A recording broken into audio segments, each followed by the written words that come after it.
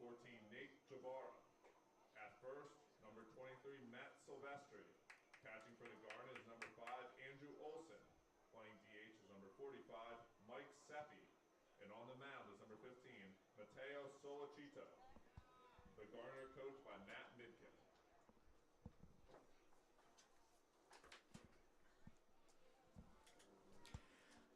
Hello, everyone, and welcome to the Garnet Sports Network. I'm Matt Fine with some college baseball on a beautiful afternoon at Clothier Field on the campus of Swarthmore College. Haverford in town today. Both teams are having great success in conference so far this season, both 5-2. This is the second and final game between these two teams, at least during the regular season. The Garnet traveled up the Blue Route on Tuesday and beat the Fords 9-0. Michael Seppi, Paul Cook, both went long. 4 pitchers combined for the shutout. So we have the rematch on Friday at Clothier. Let's take a look at the offensive side for Haverford. Batting first, Harry Genth. He will play second base. Zach Buck, the first baseman, bats second, followed by Luke Smith. Zach Becker in the cleanup spot will also play shortstop. Zach Landry at third. Anthony Runfola, the catcher, batting in the 6th spot. Jack Wallace will designate hit. Daniel Rossman, the center fielder, in the 8th spot. And Johnny Fleeter, the right fielder, a freshman, number 2, will bat number 9. On the mound for the Garnet, Mateo Solicito, number 15 with an 8.31 ERA, 0-1 so far this year. In 5 appearances, started 3, so this will be his 4th start of the year. He's pitched 8 2/3, given up 11 hits, 10 runs, 8 of those earned. He's even on the strikeout walk ratio, 8 apiece. Pitched well last Tuesday, a week ago Tuesday, if I think back to that game against Johns Hopkins. Kept the Garnet in the game enough for Swarthmore to win that one on the road. And he'll try to do the same here today on a Friday. 3 games in the next 24-plus hours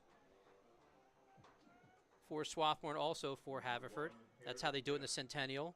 A Friday game and then a doubleheader, 2 9-inning affairs on Saturday. So in steps Harry Genth.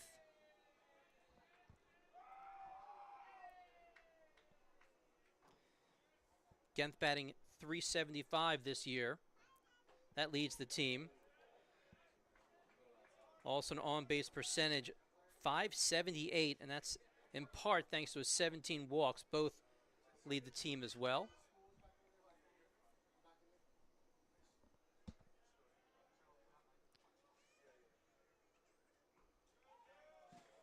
Can't say enough about the weather today. We've got a nice breeze blowing left to right.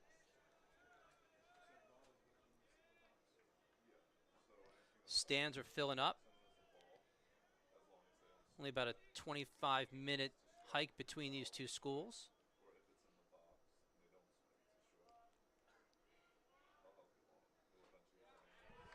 That's our first strike this afternoon. 2 balls and 1 strike to Genth.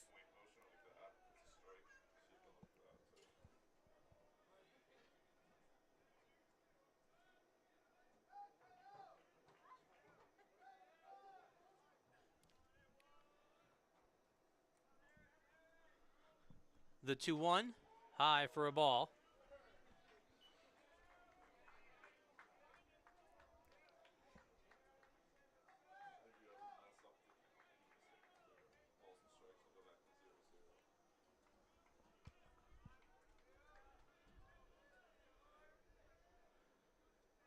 Early on, here comes the 3-1. This one sent to center field pretty deep. Backs goes to Rada Herzer, and that one is off the center field wall. And a leadoff stand-up double for the Fords. So 1 batter and a runner in scoring position. And early on, looks like that ball is going to fly off the bat. That ball just kept going. Terada Herzer going back. For a second, you thought he might have a beat on it, but it hit about 10 feet up on that wall. So here comes Zach Buck. senior first baseman.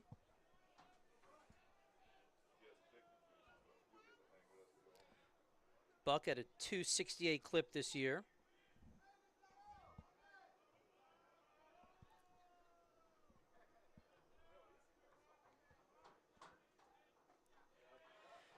Haverford has already done something they couldn't do at all on Tuesday. In that 9-0 loss to Swarthmore, Haverford had 10 hits on the afternoon, but not a single extra base hit. All 10 singles, including a handful of infield singles.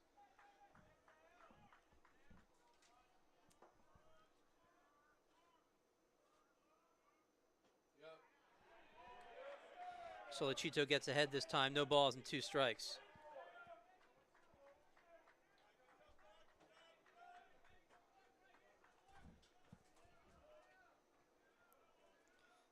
We have Luke Smith on deck, the left fielder.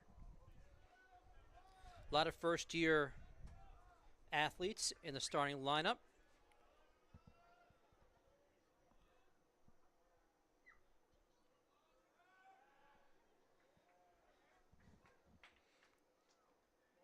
Coach Dave Beccaria in his 22nd season at Haverford, the 1996 Johns Hopkins graduate.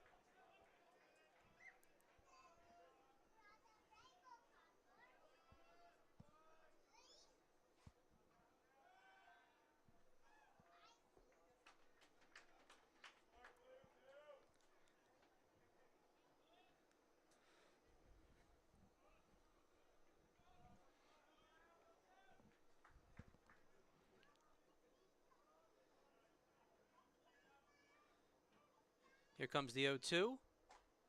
Swing and a miss. That's some high heat. And there's out number 1, first strikeout of the afternoon, of course. Number 24, Luke Smith. And here comes Luke Smith.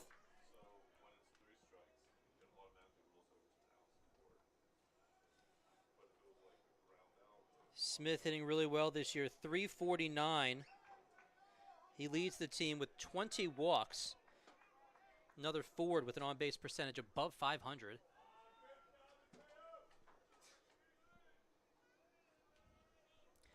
Defensively behind Solachito, we have Mutz at third, Max Rothwarg at short, Nate Jabars at second, Matt Silvestri stands at first. In the outfield, Burgess in left field, Kirk Terada Herzer in center, Paul Cook in right, Andrew Olson behind the plate, and he'll be catching balls for the junior, who's ahead of the count once again. No balls and 1 strike.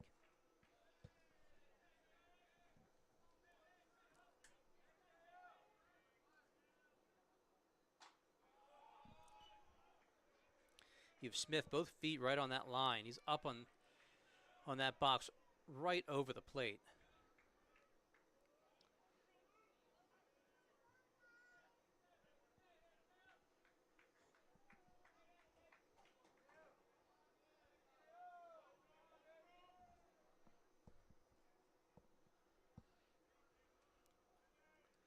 The 1-1.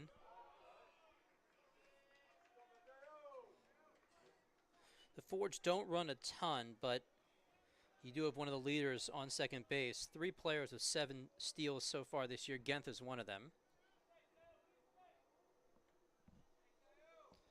And the gentleman at the plate is another one of those guys with 7 steals, and Smith. Here's your 2-1. This one fouled away, and the count goes even. 2 balls and 2 strikes.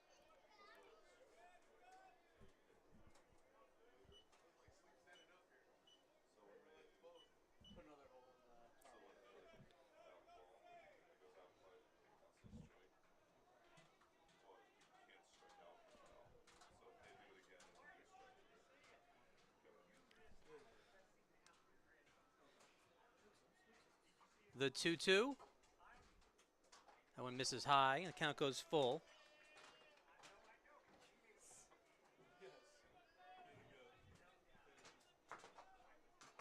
We have Zach Becker on deck in the 4 spot.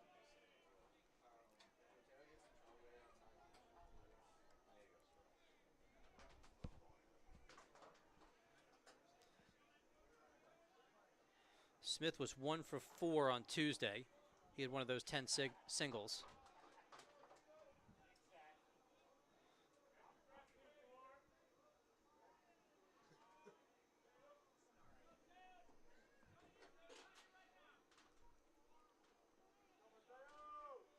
Here comes the 3-2 fouled away. We'll do it all over again.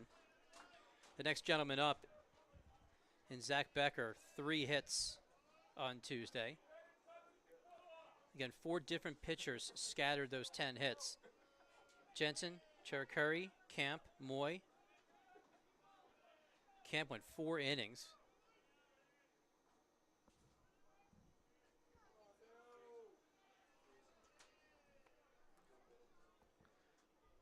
The 3-2. This one flared to left, right at the left fielder. And a double play. Burgess throws it in and gets Genth leaning too far off second base. And it turns into a 1-2-3 inning. No runs, 1 hit. We're moving to the bottom of the first. Swarthmore coming to bat.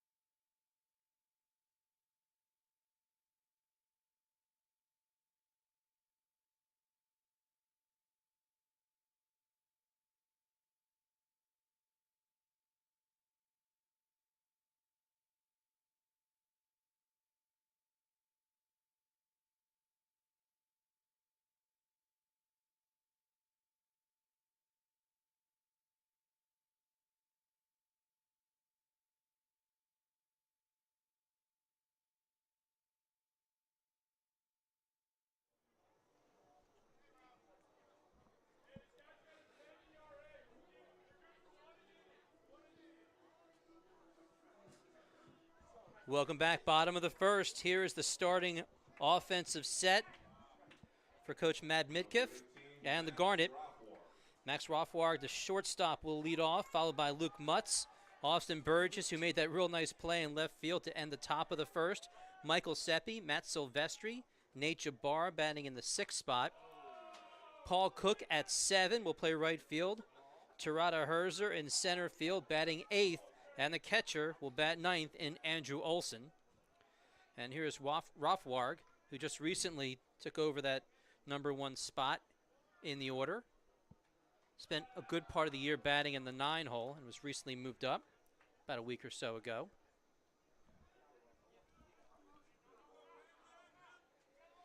Rothward batting .267 this season. He's got 20 hits in his 75 at bats.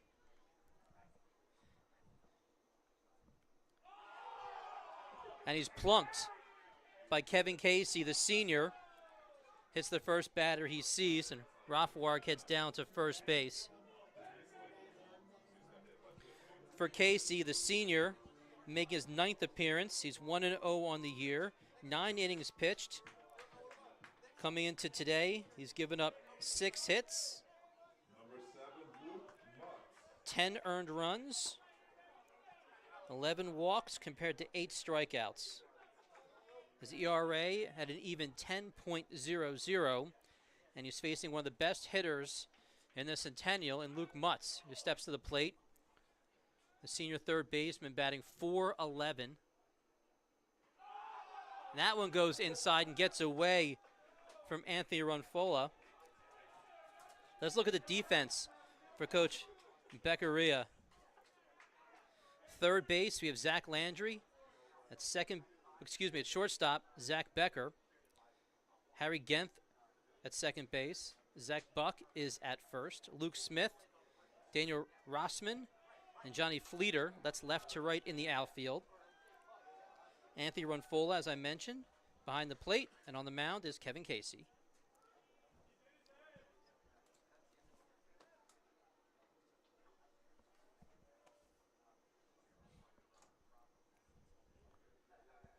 So now a runner at second base on the wild pitch, and the 1-0, and that fastball's in for a strike.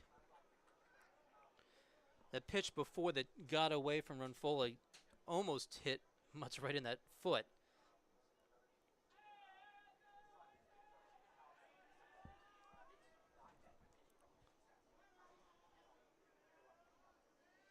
Mutz had a hit, a couple of runs scored in that Tuesday game. This one inside, maybe a little bit low. Looking down at the third base coach and Brian Booth, wondering whether Mutz would lay one down here. They tried that a lot last weekend, trying to move runners from base to base, but Landry right on the edge of the grass, a foot onto the grass at third base.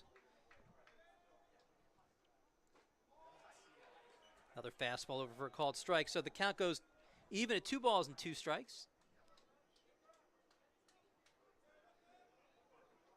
We have a bunch of lacrosse players in the stands there right behind home plate. I feel like it might get a little rowdy in a good way. The 2-2, you have Genth at second base, covering second a little bit. There's a big gap on the pull side for Mutz as that ball goes deep to left. Back, and up right against the fence. Nice catch by the left fielder. It does move up the runner, so Smith picks up the out off Mutz. But that allows Rothwar to advance to third.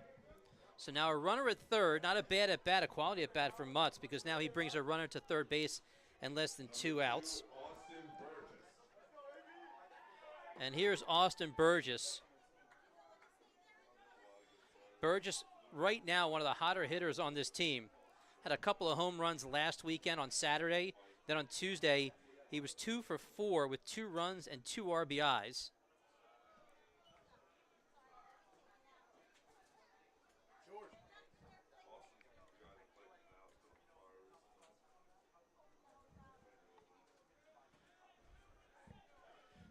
Burgess leads the team in a bunch of offensive categories, but that 5 home runs, that's the big number lately.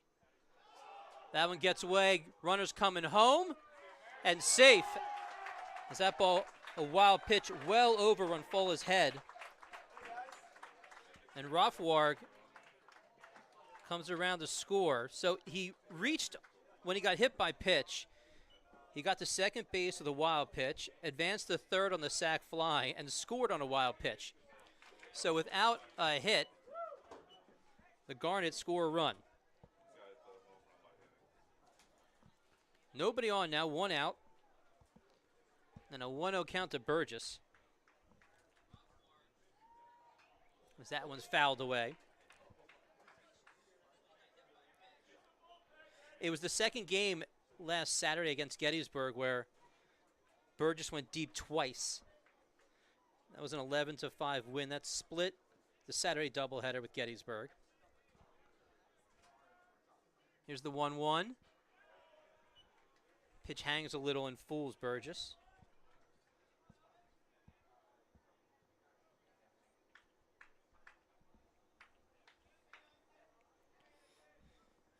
Coach Midkiff likes Rothwar at the top, says he makes things happen, and he did just that as that ball's hit deep, hard to left field and right off the fence.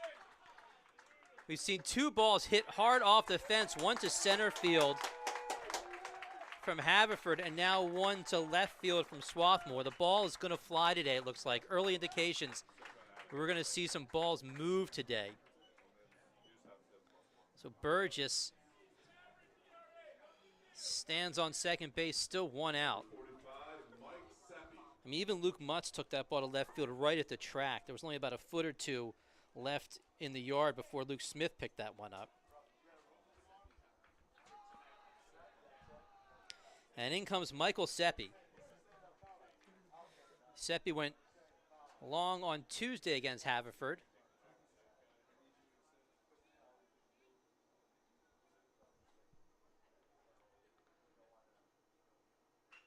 Hits one hard to right field, and it falls at the feet of Fleeter. And now runners at first and third, still just one out.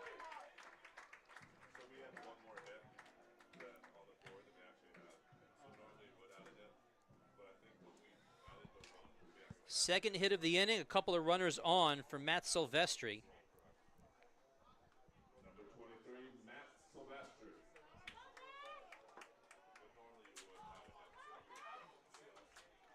Silvestri hitless on Tuesday.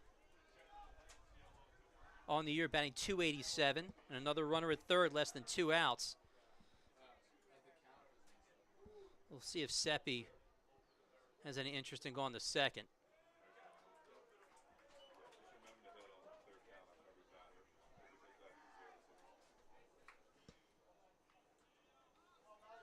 Seppi does have 5 stolen bases so far this season. Swarthmore moving quickly towards 100 bases stolen so far this year. Hard ball over to third, running on contact. Burgess is now in a pickle, and he's out. And now we have another runner in a pickle.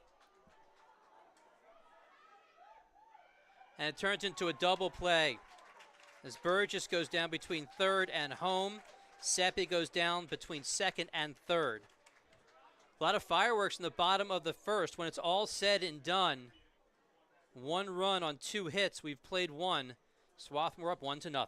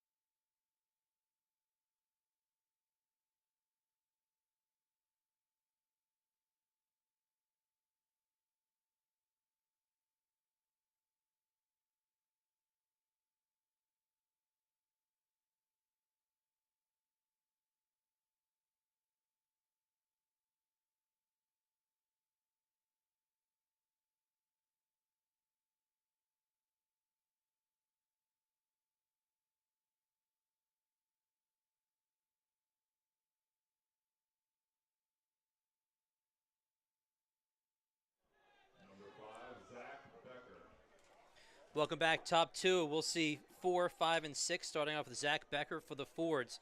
If you're keeping score at home, as 2 different players got caught in a pickle, Seppi was the most interesting one. If you're keeping score, it's a 5-2, 5-6-1.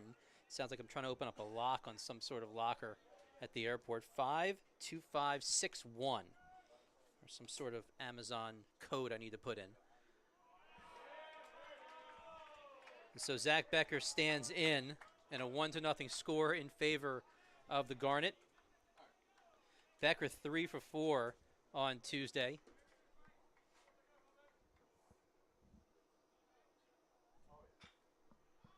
This ball hit to right field. Cook over, moving in towards foul territory for out number 1.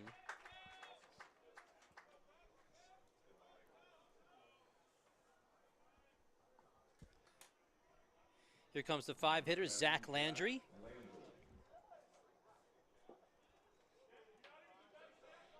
Landry out of the 5 spot leads the team with 22 RBIs this season and also leads the team with 9 doubles, batting .323. This team can hit. You have Zach Becker batting .364. You got Genth batting .375 coming in. Landry .323.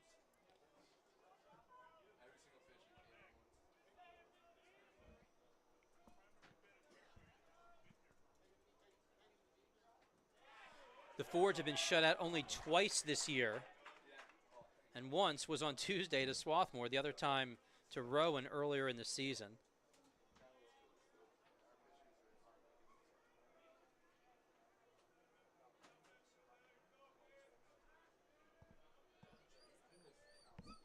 One ball, one strike, fouled away. Solocito doing a good job of staying ahead of these batters so far this afternoon.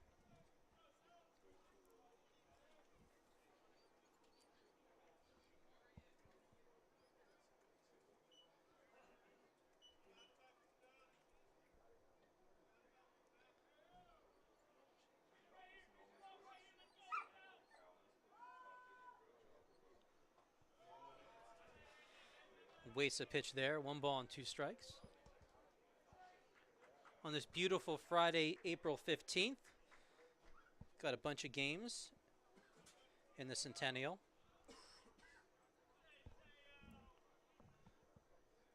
Here's the 1-2. Count goes even. Ursinus at Muhlenberg. That game 1-1 in the 4th. Washington College, McDaniel, no score in the 2nd inning. Dickinson, Franklin and Marshall tied up at 1. Franklin and Marshall, the only team remaining undefeated so far in the Centennial. And there is strike number 3, this time swinging. 1 strikeout in inning number 1, another strikeout swinging in inning number 2. And here's Anthony Runfola, another first-year player.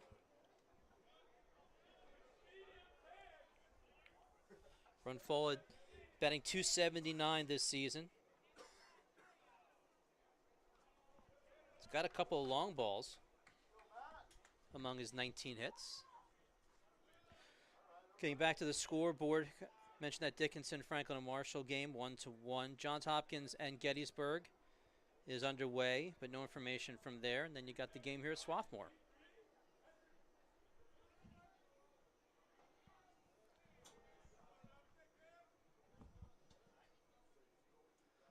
The 1-0 becomes a 2-0.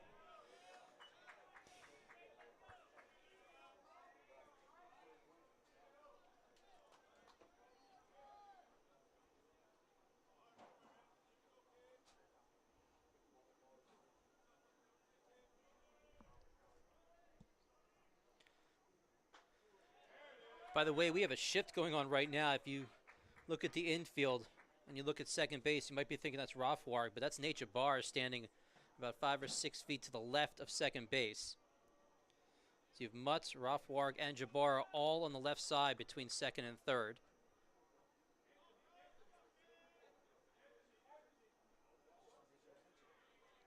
That pitch misses. 3 balls and 1 strike.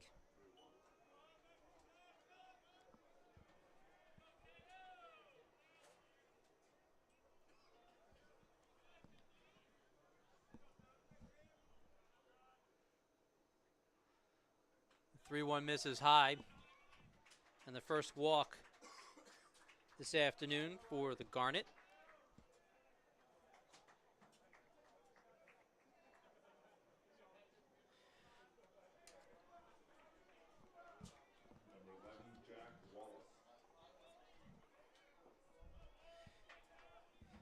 This brings up Jack Wallace, designated hitter.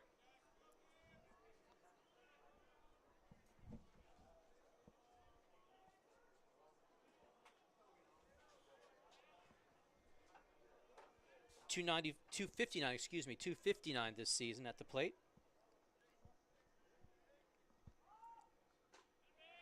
That's a fastball on the outside part of the plate. If you talk with Matt Midkiff, he will tell you the big difference right now between the team that he saw in non-conference versus the team he's seeing in conference, at least on the mound. It all has to do with walks. This team has really cut down on the number of free passes. And here's a good example. In that loss to Hopkins a couple of weeks ago, they walked 9 batters in that loss, and that was here at Swarthmore. Since then, they've played 4 games. They beat Hopkins a couple of days later in the rematch, just 1 walk. In 2 games over the weekend against Gettysburg, 5 walks total over 2 games. And then 1 walk on Tuesday against Haverford. So that's 7 walks spread out over 4 games. And that's the big difference for this team. And that's one of the reasons that you look at the ERA. Their ERA in the Centennial is a 4.29, which is excellent. Their overall ERA on the season is closer to 7. So lots changed. This ball is bounced and looks a lot like out number 3 in the top of the second. No runs, no hits, 1 left. Moving to the bottom of the second, 1-0, Swarthmore.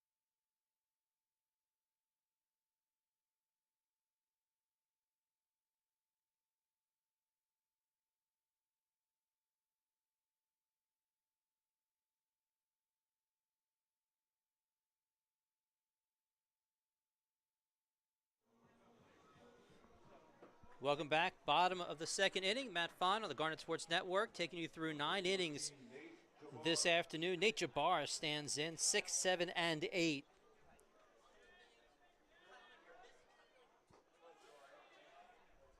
Jabbar goes. Jabbar 263 this season.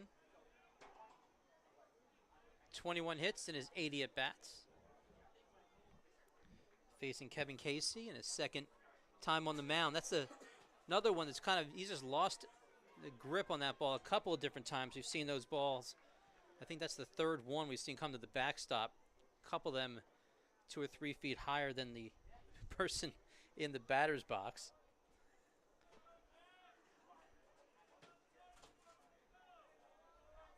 So we have a 1-1 count. Another one.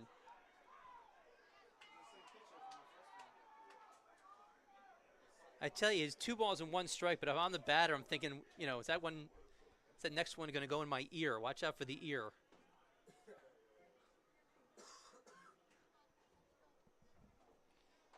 I guess that's why they wear helmets. My goodness. And he comes right back, and that's what I'm talking about. Comes right back with a strike. And the count goes 2 balls and 2 strikes.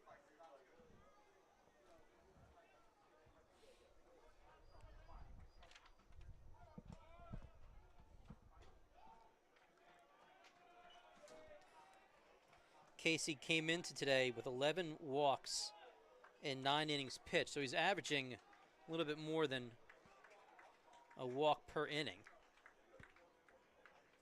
Here's your 3-2, and that's high. We had a leadoff base runner and a hit by pitch in the bottom of the first. Now we have a leadoff runner in the bottom of the second with a walk.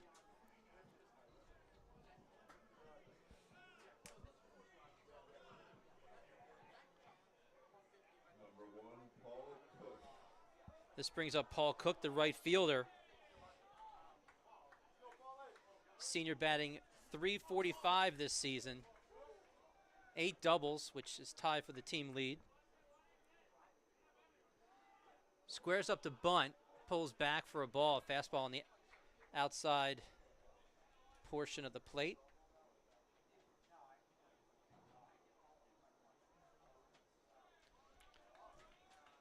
The man leading the team with a slugging percentage of .598, squaring up on that first pitch. That brings Landry up onto the grass at third. Of course, you'll see the middle infield stay back, looking for a double play possibility.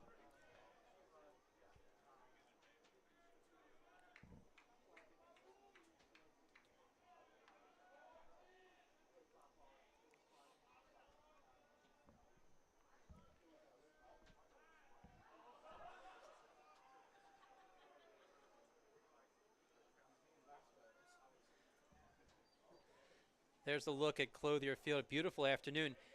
More, obviously, I mean, it's the weather, but you have more fans filing in from the dorm out in left field, more than I've seen it all so far this year. And a lot of that has to do with the weather. It's been a very cold, raw spring so far for baseball. Well, we got a good one today, and it looks like we'll have a pretty good one tomorrow as well. But a Friday afternoon, classes are out, and so are the fans out onto the edges of the field. The 1-1 missing low. 2 balls, 1 strike.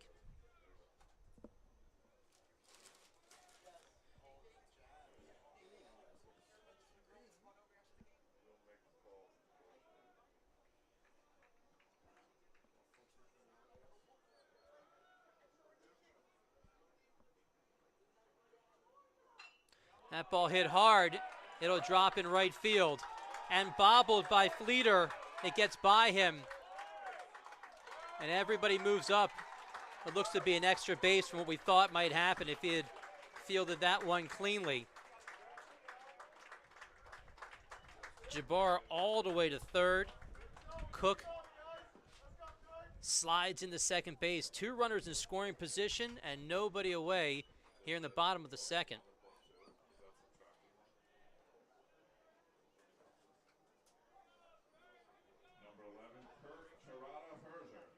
And here's Kirk Terada Herzer in the 8-hole.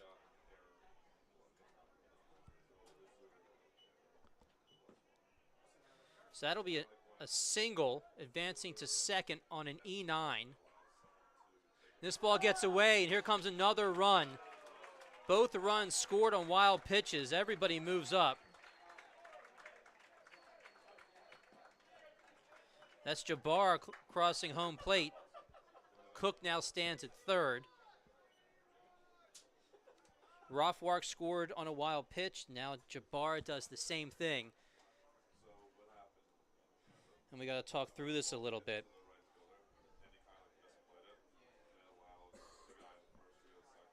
Got some serious fireworks here in the bottom half of the first and second. 3 hard hit balls in the bottom of the first. Mutz laid in the one that was caught but deep in left field. And Bird just hit one off the wall. Seppi hit a ball hard to right field, but we had a couple of runners get caught in a pickle, and that really bailed out Haverford in the bottom of the first. Now here in the bottom of the second, 1 run's in, a runner at third, and another high pitch to Terada Herzer. And it's a 2-ball, no strike count. And now we're going to have a discussion. That's Coach Beccaria coming out. And it looks like we have a pitching change. Anytime the coach comes out, chances are we got a pitching change on the way. So 2-0 score in favor of Swarthmore. New pitcher here in the bottom of the second. We'll be right back on the Garnet Sports Network.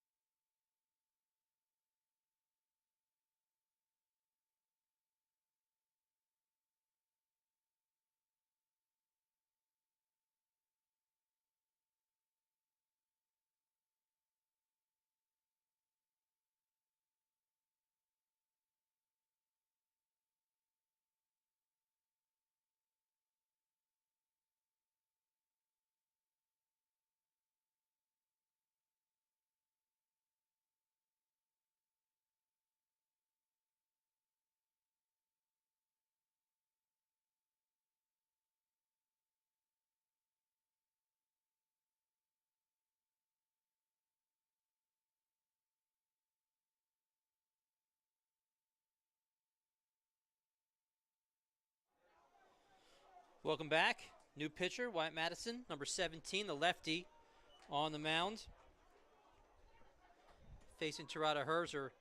He came in with a 2-0 count, so now it's 2 balls and 1 strike. I'll give you some stats on Wyatt in a second, but we got a situation brewing 2-1 with the infield pinched in. That ball hit hard to left center field and over the head of Rossman. A run comes in to score, heading to third, and then changing his mind at the last second is Tirada Herzer. Another ball off the wall. Cook scores. That makes it 3-0 Garnet. Tirada Herzer going from 60 to 0 and away when he rounded second. He wanted 3. Good decision probably to hold up. So give him a hit and an RBI. And another run for the Garnet. Still nobody out here in the second inning.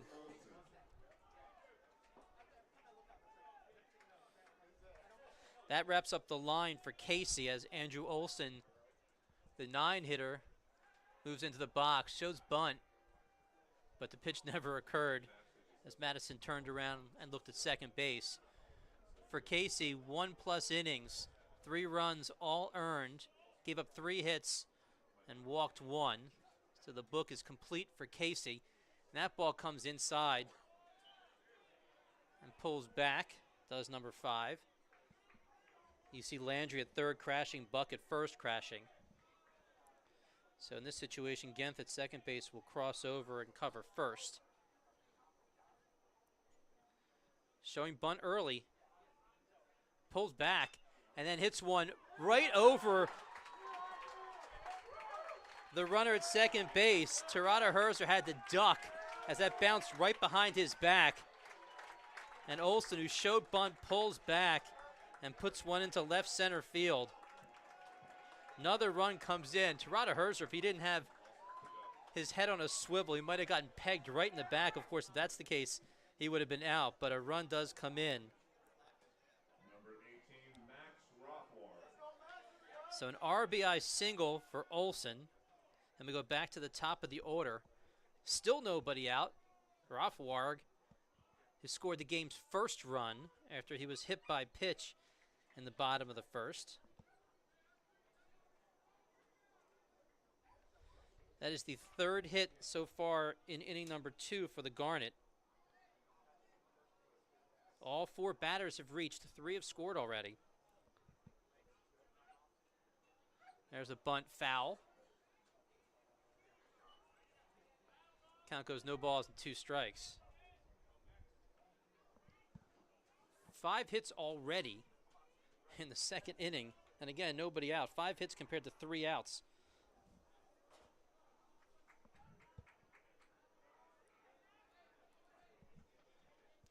So with 2 strikes, the infield moves back. And another hit by pitch. Right on the side of the leg. And Rothwarg is 2 for 2. He's been hit by a pitch twice. Coach Beccaria coming out. He wants to know, should he at least try to move out of the way? I think he's saying that there was no effort to move out of the way of that pitch. It's very rare that you will win that battle. So here comes Luke Mutz.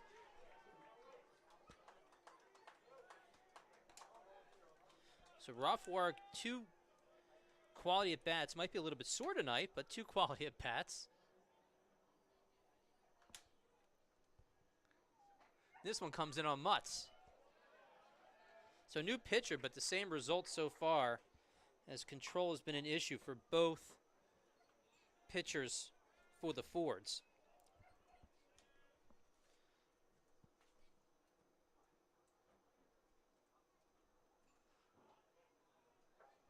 Mutz shows bunt, pulls back as well.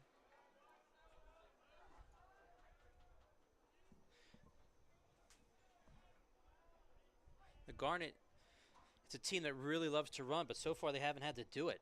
They've been hitting the ball hard to left field, and then when they don't need to, they're getting hit by pitches and moving up with wild pitches as well. So the second hit by pitch this inning, if you go back to when Casey was on the mound, we've had 2 hit by pitches and a walk. And you know they're not trying to do it, of course, because that loads the bases, still with nobody out.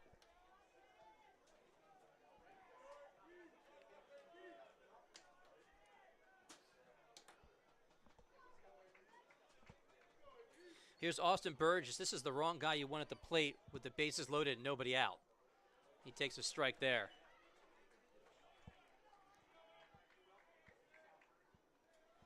It's a big spot for Haverford. This game can get out of hand in a hurry with the bases loaded, nobody out, and Burgess up. And you got Seppi and Silvestri after that.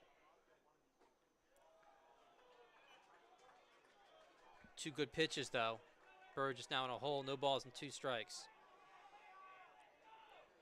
Burgess doubled off the wall in left center field in his first at bat.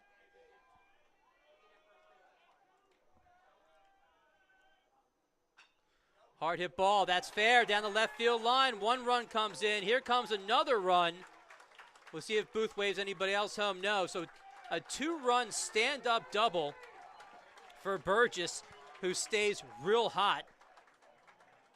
You have Olsen coming in. Rothwar comes in as well. We have a 6-0 ball game. Runners at second and third. Number 45, Mike Seppi.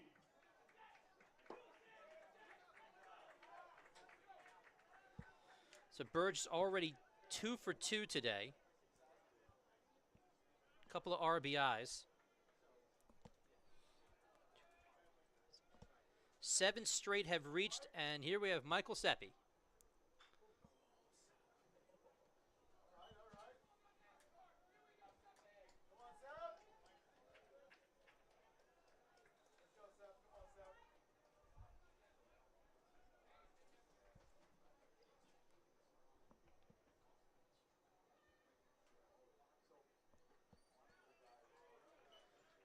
Seppi falls in a hole, no balls and 2 strikes.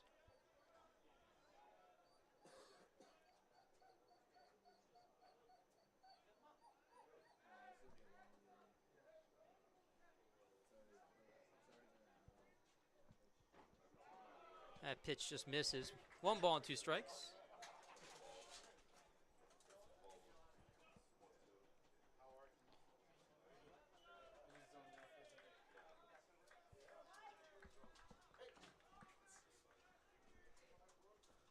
The 1-2 to Seppi fouled away.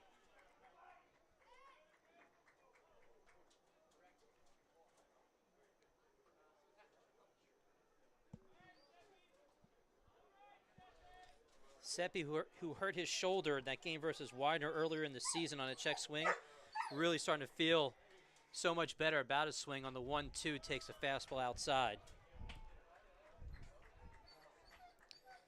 Before today, in the last 2 games alone, 5 for 7 with 3 runs and 2 home runs. So this is a guy who's really starting to stroke that ball wherever he wants it to. He's got a pretty big gap in right center field right now. Here's the 2-2. This one bounces in. Runfull has been busy behind home plate today. The count's full.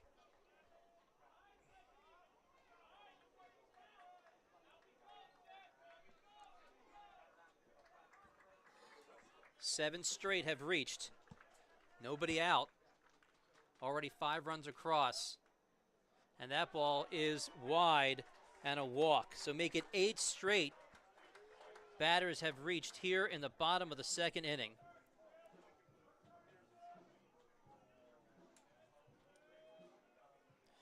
We've had a couple of hard hit balls, but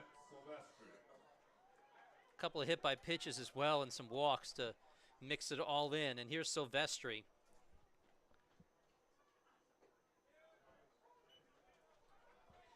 In a way, grounded into that odd fielder's choice that ended the bottom of the first when 2 different players, Burgess and Seppi, got caught between bags. So Silvestri officially 0 for 1.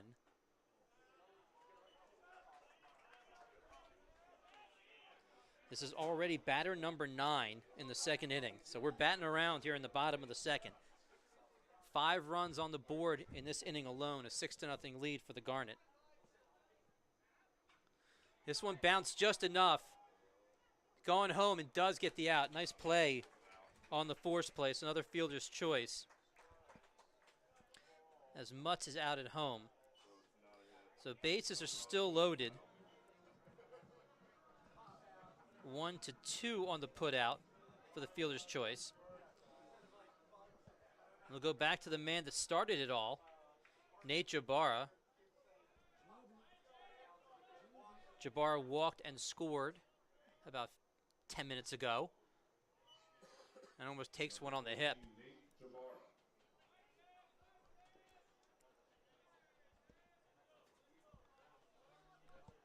Burgess at third, Seppi at second, Silvestri at first, 1 out, and an 0-2 count, excuse me, a 1-1 count, I should say, to Jabara.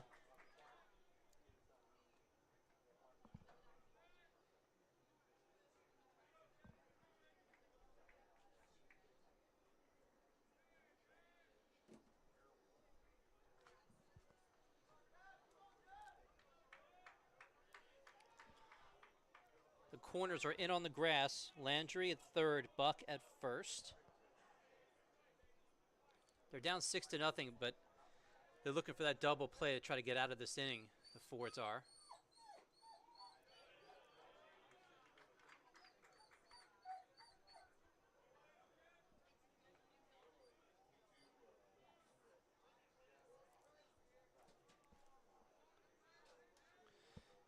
The lefty deals.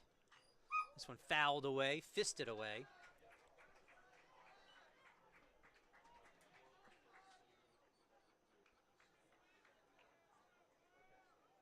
Six is a big number in the bottom of the second, but you know Coach Midkiff wants something in the outfield. A couple more runs really would put this in a bad place for the Fords. That ball goes deep to right field and out, but it does allow another run to come in. Give Jabbar a sac fly. Burgess scores.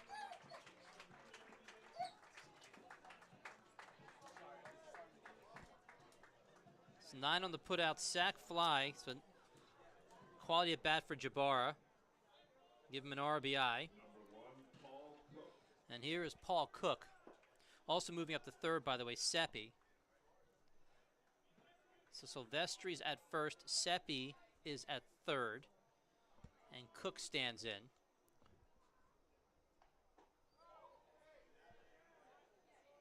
Cook singled to right and scored earlier in this inning.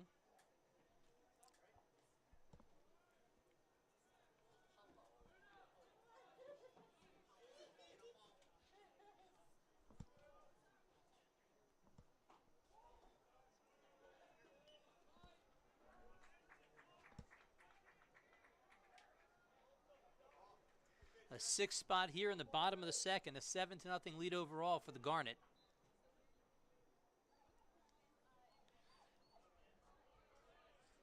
(2-0) in the dirt.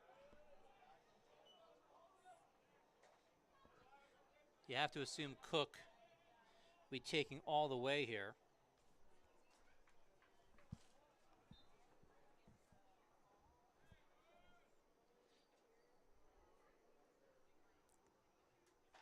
And he does. 4 pitches, 4 balls, and another walk. So good inning for Cook, by the way. He's singled in this inning. He's walked in this inning. And this loads up the bases. This puts Seppi at third. Silvestri now stands at second. Cook at first. And Tirada Herzer, who doubled earlier this inning to deep left center field.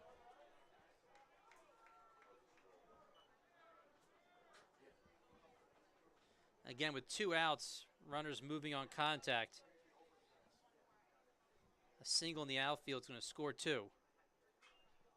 That one's fouled away.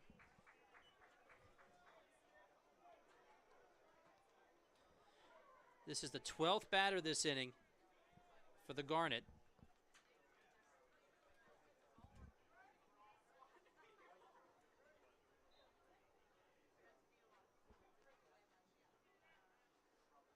The 0-2, and that's A nicely hit ball to right field. Here comes one run. The throw home is cut off.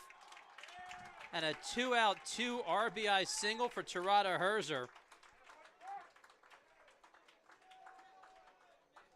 Couple of hits for the center fielder. Seppi scores.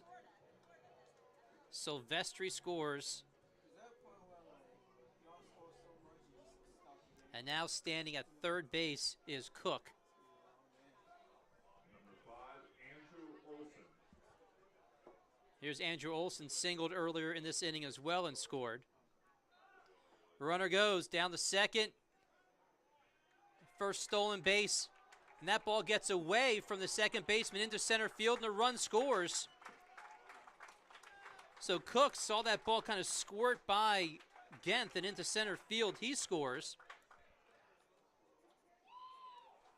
And that also allows Tirada Herzer to move all the way to third.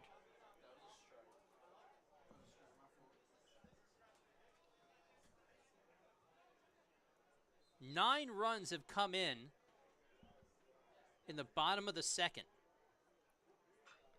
This one popped up to center field. And it's been that kind of an inning as Fleeter and Rossman collide a little bit, but that is out number 3. 13 different batters come to the plate for the Garnet. 9 cross home plate, and we have ourselves a 10-0 ball game after 2.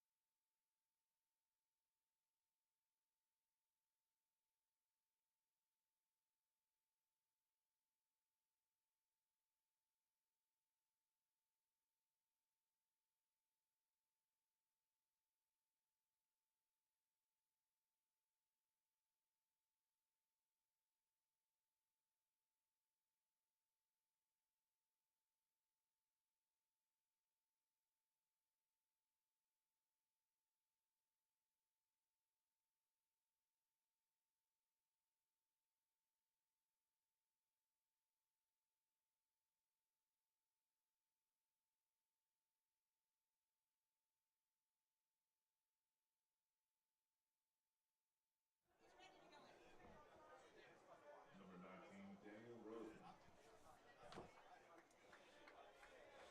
Welcome back to Clothier. Matt Fine, top of the third. The Fords trying to cut into this lead. It is 10-0 in favor of the Garnet. And while Swarthmore has 10 runs, this is Dan Rossman's first trip to the plate. How often do you have your first trip to the plate in a 10-0 deficit? That's where we are in the top of the third. As Solicito will start his third inning on the mound.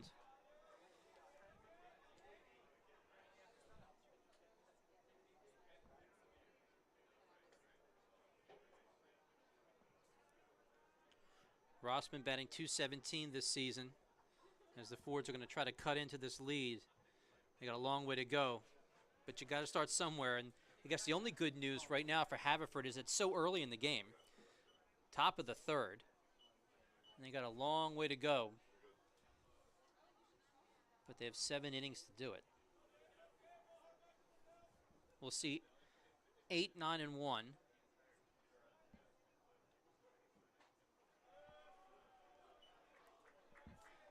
Offensively, going back to Swarthmore, in just 2 innings, every single player has reached already after just 2 innings.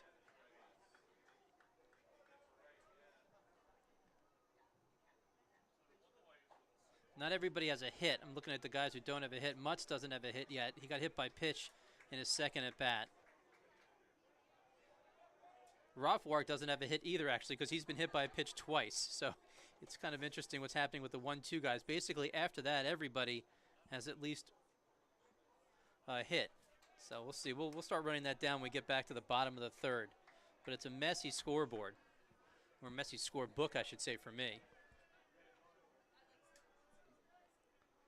A full count to Rossman.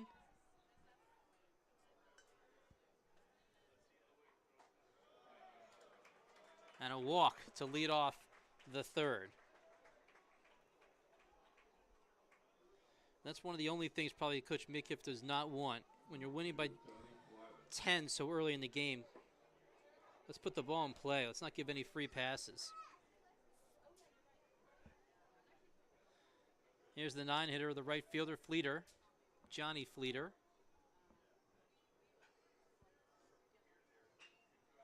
Bounces one, looking for the force, gets it at second base. Nice play by Rothwark, who had to kind of get his feet under him, and he had to get over to Jabbar real quick, and he does that. So fielder's choice out at second is Rossman. 6-4 on the putout. That puts Fleeter at first. We go back to the top of the order. And here's Genth.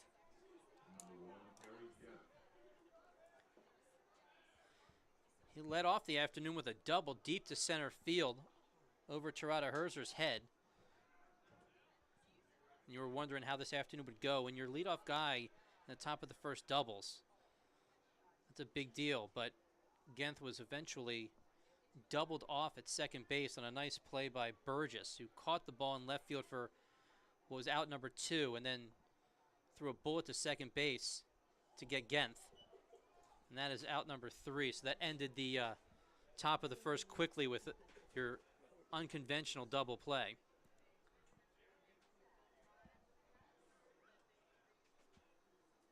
As we've seen all afternoon so far, Solicito not scared to go inside on these batters. And here's the 1-0. Fastball. It's a good pitch, right at the knees.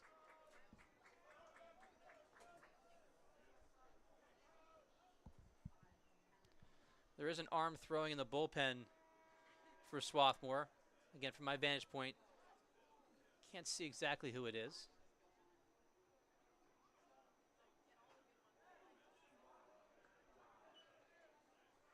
The question for Coach Midkiff, does he want to kind of put the puzzle together with a lot of different pitchers that will allow his entire roster really to pitch tomorrow in a doubleheader? Or does he let Solicito go deep into this game? We'll have to see how that goes.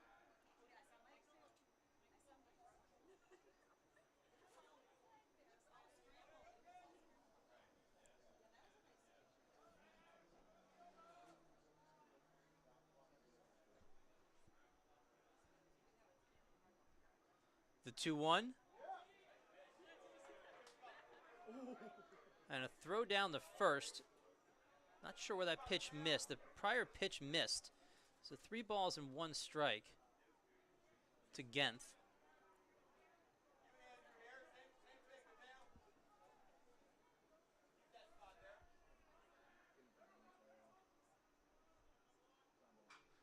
That ball high in the zone. Hit fairly well to left field, but Burgess is there for out number 2.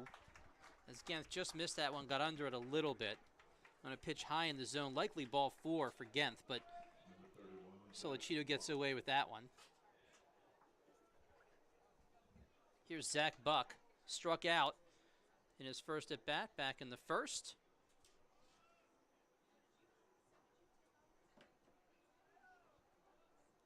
Still a Fleeter at first.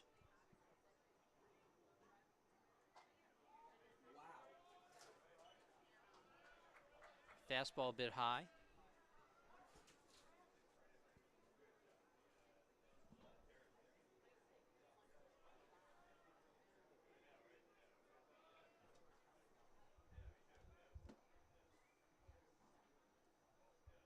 The 1-0 also high.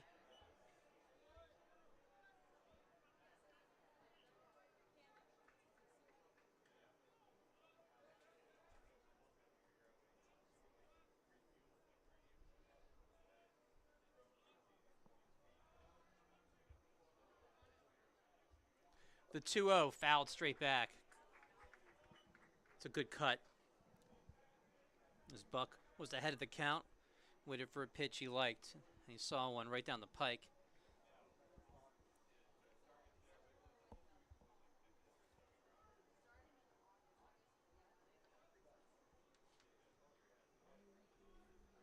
Here's Sollicito, 2 balls and 1 strike.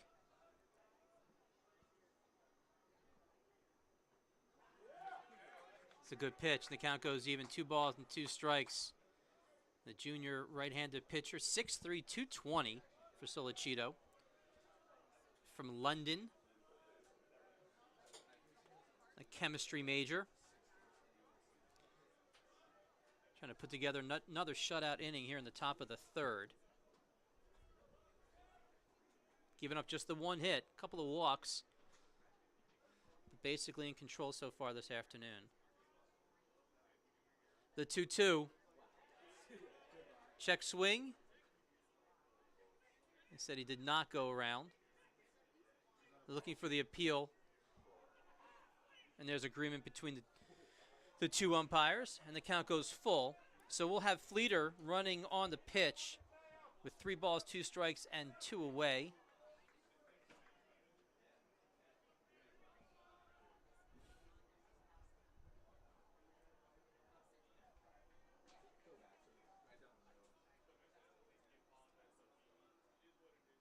There the runner goes. And plucked out of the air by Rothwag. I thought that was going into left center field. But there's your freshman shortstop for out number 3. Another nice defensive play for the Garnet. And that will do it for the Forge here in the top of the 3rd. No runs, no hits, 1 left. We move to the bottom of the 3rd. The Garnet in control, 10-0.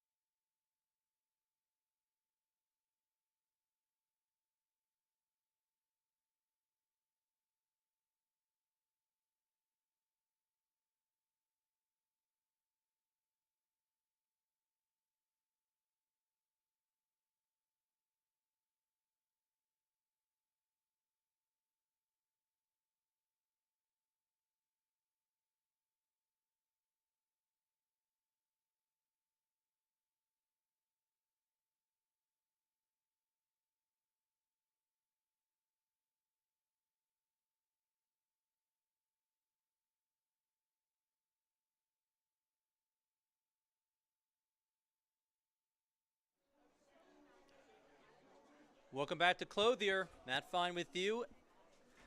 And that score is not a typo. 10-0 in favor of Swarthmore. And we're only in the bottom of the 3rd inning. And we're going back to the top of the order. Number 18, Max Rothwag. Here's Rothwag. His 3rd at bat already this afternoon. 2 quality at bats give the guy some ice. He's been hit by a pitch twice, and he's scored twice.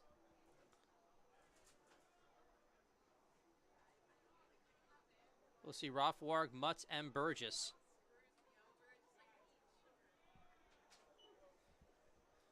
We have Wyatt Madison in relief of Kevin Casey.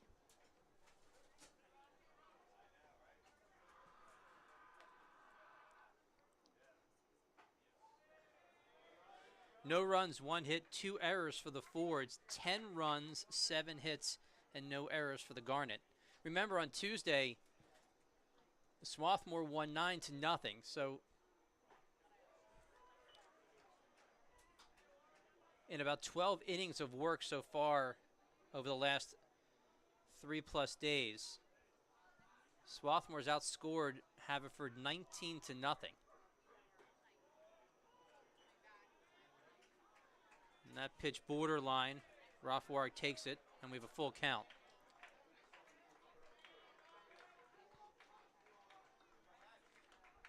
Your 3-2 bounced and foul. So you take the 9 innings on Tuesday plus so far defensively, the 3 innings today, 12 straight innings of shutout ball for Swarthmore over Haverford. And remember, Haverford 5-2 in the Centennial. They started the week 5-1 before that loss on Tuesday. It's a team that is looking real good until they faced off against the Garnet. As that ball is hit into right center field, it splits the gap a little bit. Rothwark thought about it and goes back to first. It's another inning and another leadoff runner. That's actually Rothwark's first hit, so he's got 3 quality at-bats after being hit by a pitch twice, but now a single. Number 7, Luke. And here's Luke Mutz.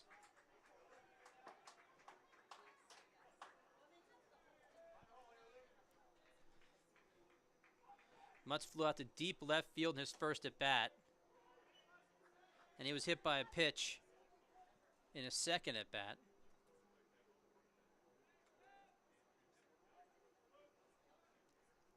Mutz is the only starter right now who has not scored a run yet today. Got fooled there. He did reach third base last inning when he got hit by that pitch, but then he was forced out at home on a fielder's choice. Every other player for the Garnet has scored a run so far. As that ball gets by Runfola on the stolen base attempt. So Rothwark goes down the second.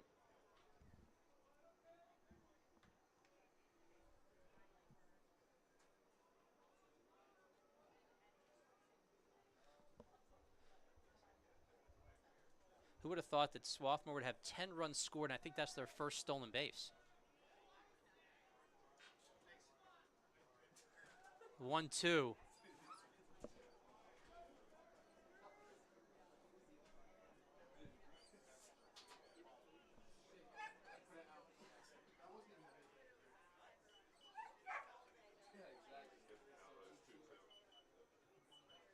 Two balls, 2 strikes.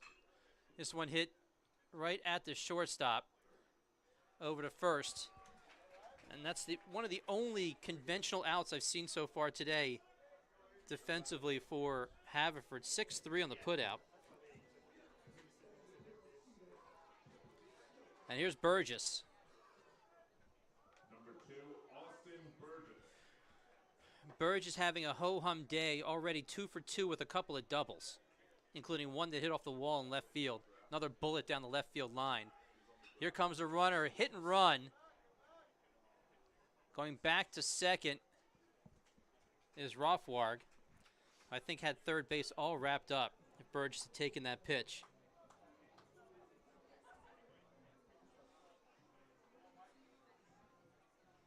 Still a runner at second base.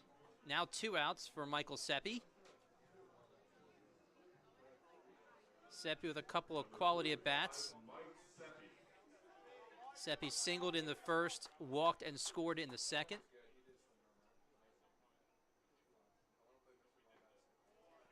Good off-speed pitch.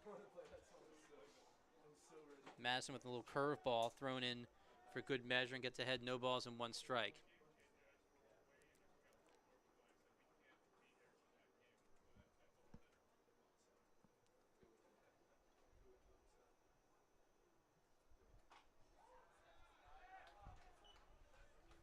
One ball, 1 strike.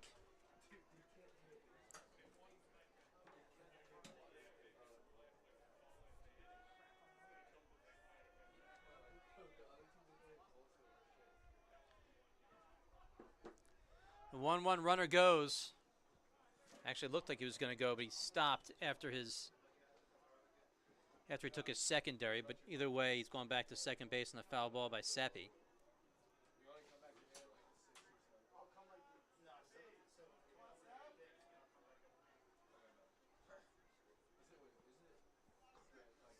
See if Seppi can pull one down the right side. That pitch just misses. Rothwark having all sorts of fun down at second base. He was about 30 feet towards third before he turned around. Madison could have had him, but he didn't step off the rubber. So now a 2-2. He does look him back this time. And that is strike number 3 and out number 3. For the first time this afternoon, the Fords get through the bottom half of the inning without giving up any runs. We have played 3 at Clothier, still 10-0 in favor of Swarthmore.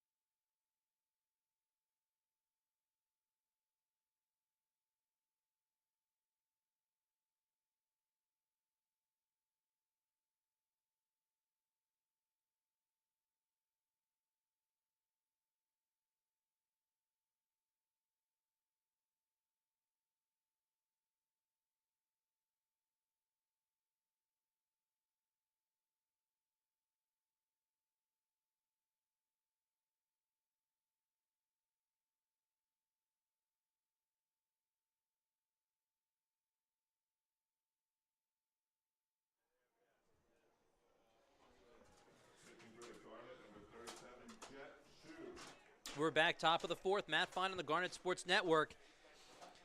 And the Fords have a lot of work to do, trailing 10-0.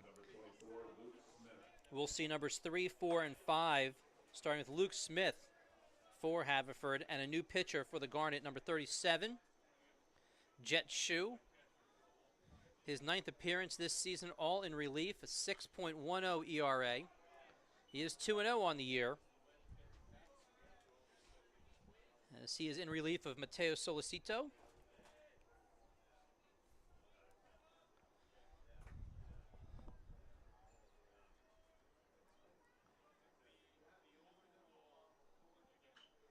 This one's popped up.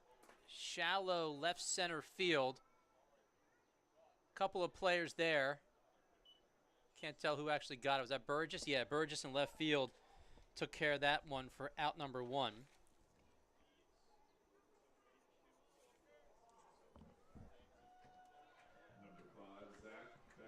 Here's Zach Becker. For Solicito, 3 innings pitched, gave up 1 hit, walked 2, struck out 2. So a nice effort in a starting role for the junior.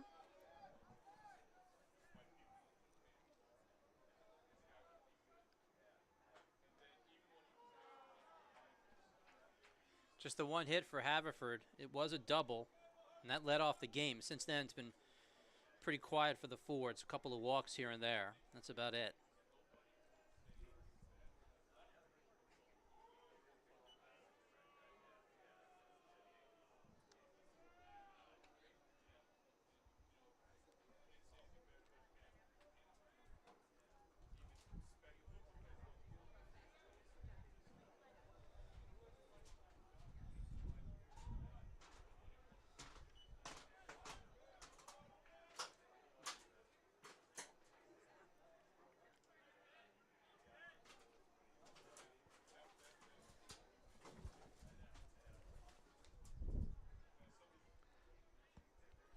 The 2-1. This ball hit hard, but foul towards the softball field.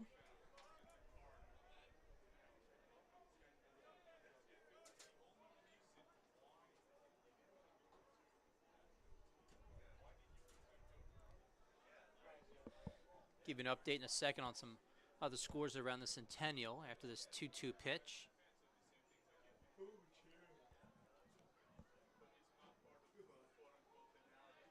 We'll go full there. Your sign is in Muhlenberg.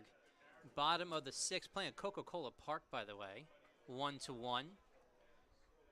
Washington College up 1 over McDaniel. That game in the top of the 5th.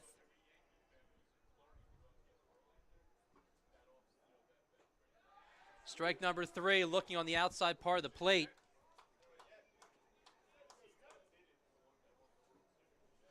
The 3rd strikeout this afternoon, the 1st for Shu. Also the 1st one looking. And here's Landry. Landry was one of those strikeout victims in the 2nd. Franklin and Marshall, that game a tight one in the 4th. 7-6, Franklin and Marshall over Dickinson.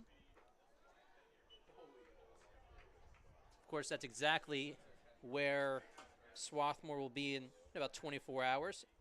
The doubleheader at Dickinson. First game at 11:30, followed by game number 2 at 3 o'clock in Carlisle.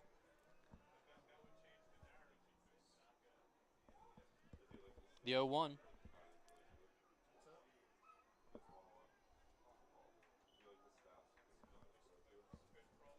One ball and 1 strike.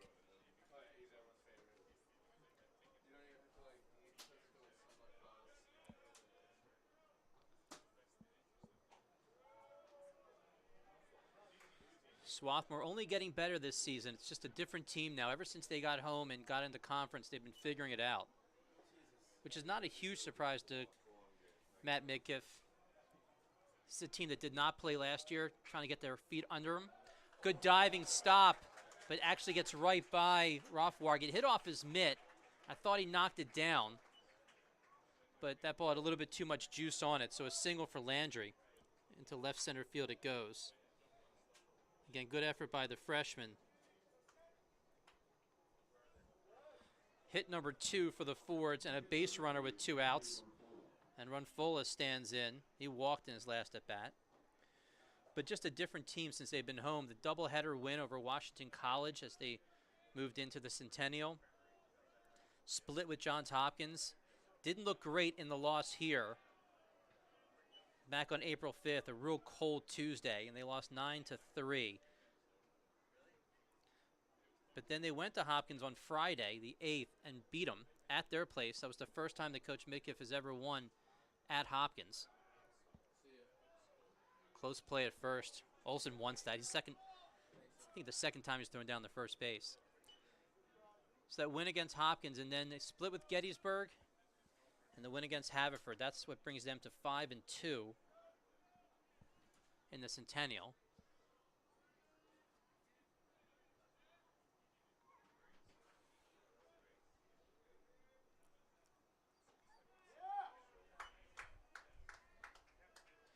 It's interesting though, because Haverford is just as hot. Especially if you take away these last, game and a third or so. Prior to, even if you include the game on Tuesday, they'd won 8 of their last 10. So Haverford came into this series with Swarthmore looking real good, feeling real good about themselves. That ball into foul territory, and Cook cannot catch up to it, so we'll do it all over again. So the Fords, even after the loss Tuesday, winning 8 of 10, and you have a Swarthmore team 5-2 in conference. So some of the better teams in the conference just kind of moving their way to the top, but it's interesting to see what so far Swarthmore's been able to do to Haverford these last couple of games.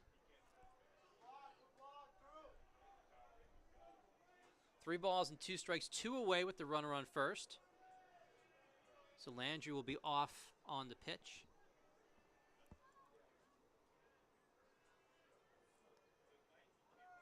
And that is ball number 4.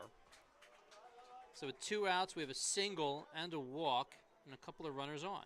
Number 11, Jack Wallace. It's the second walk for Runfola. And here's Wallace. Grounded into a fielder's choice and is only at bat so far this afternoon.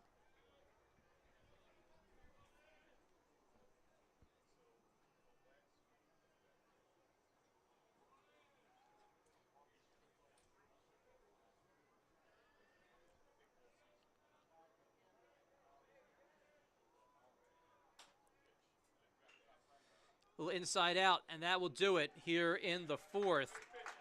3 unassisted, no runs, 1 hit, a couple of left, but still a shutout for the Garnet. We move to the bottom of the fourth, still 10-0.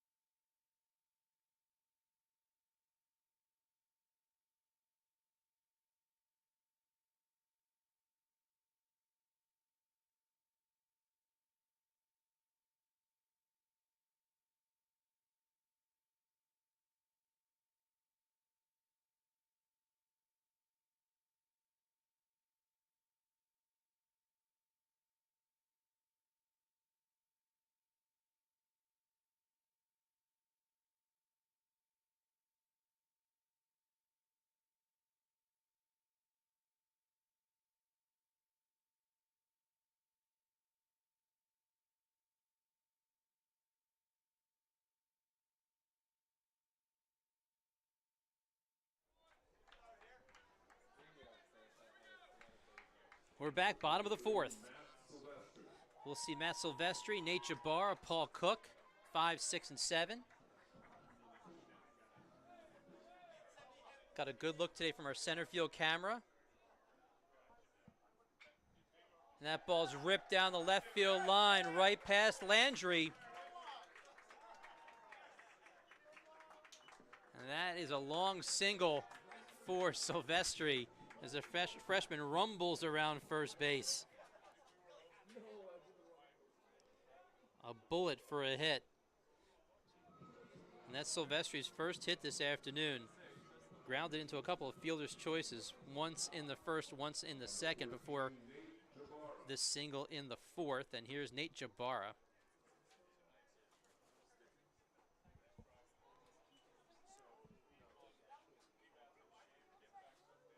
Jabara with a walk and a run scored in the second. Also had a sac fly in the second inning. Got a couple of bats in that huge 9-run second. If you're just joining us, you missed a lot in that second inning, where Swarthmore put 9 on the board. Add that to the single run in the first inning. We got ourselves a 10-0 ball game for the Garnet.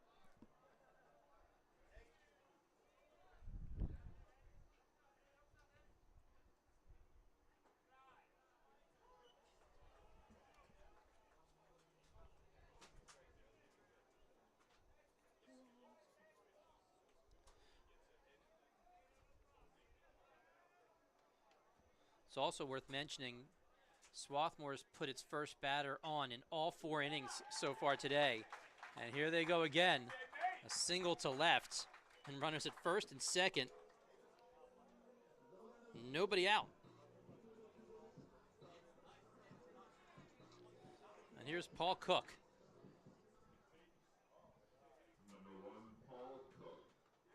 So officially, every single starter has a hit and has scored a run, except for the best hitter on the team, and Luke Mutz. I'm sure that will change before the afternoon is over.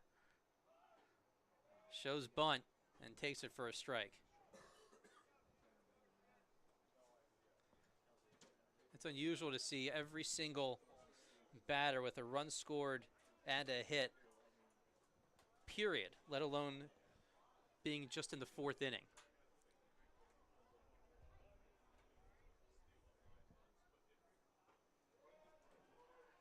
There's strike number 2.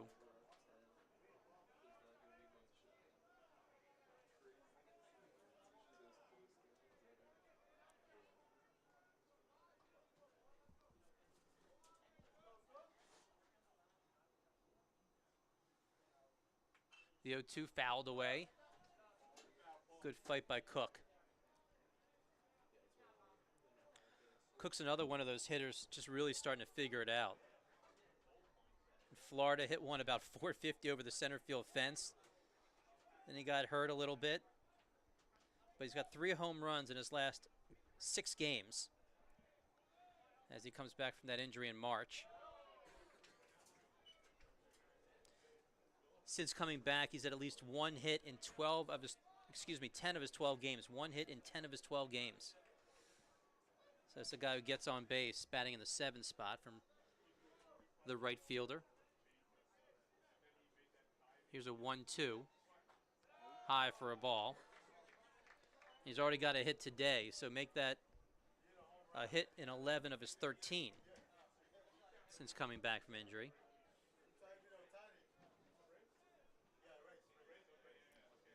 The 2-2, and that is strike number 3. Another hook. And another backwards K for Madison.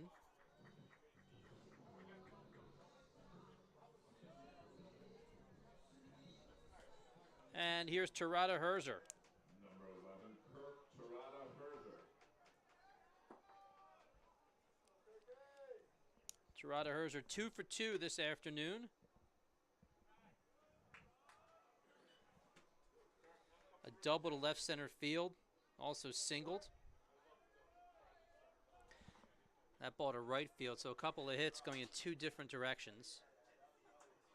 He also scored a run early in that 2nd inning.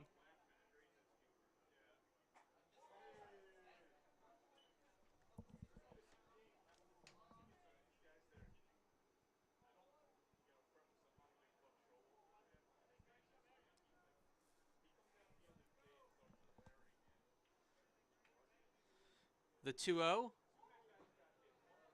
taken right there. So 3 balls and no strikes to a team that loves to run. So you get the impression he'll be taken here.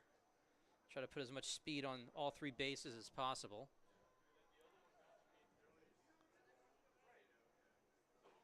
Taken all the way, and that is ball number 4. So a couple of singles, and now a walk.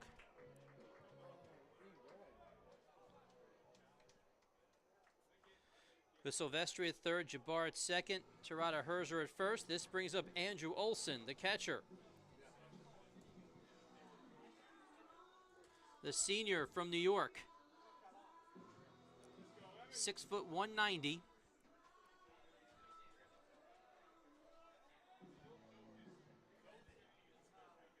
And again, the Ford's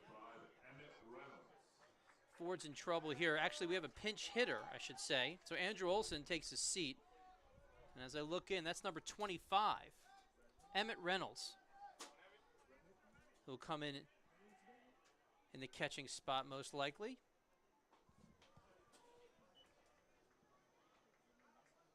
Reynolds batting .238 this season. 10 hits in his 42 at-bats.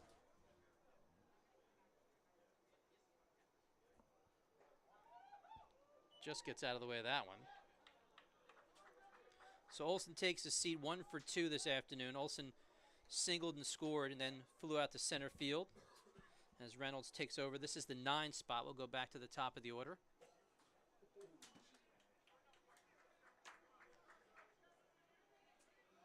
You'll see Reynolds play a couple of different positions when he's on the defensive side. He can catch, play first as well.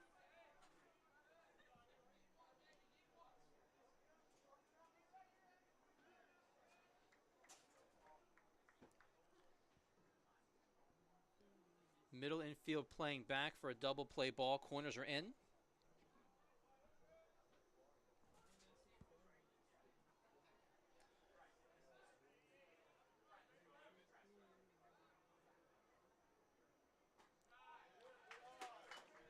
Count goes even, 2 balls and 2 strikes.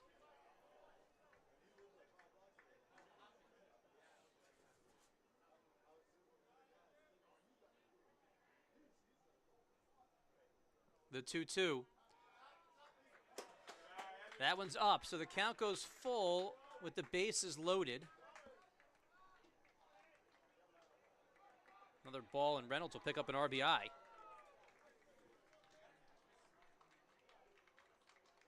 Here comes your 3-2.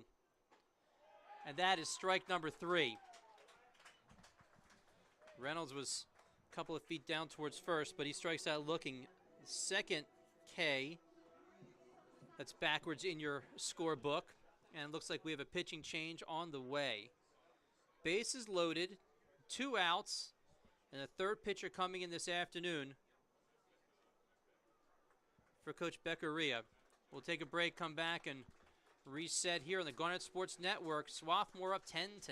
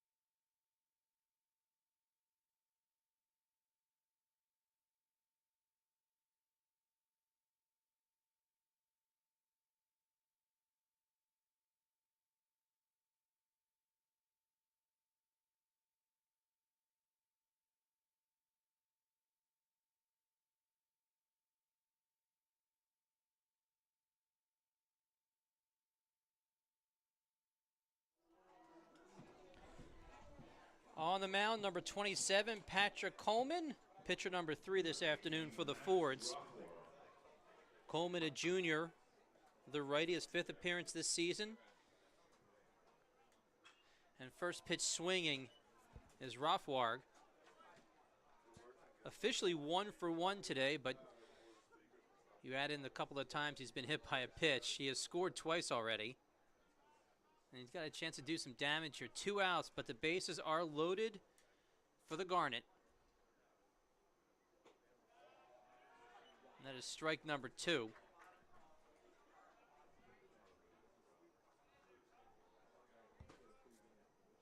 Coleman's a big guy, 6'4", from Lansdale, Pennsylvania, Devon Prep graduate.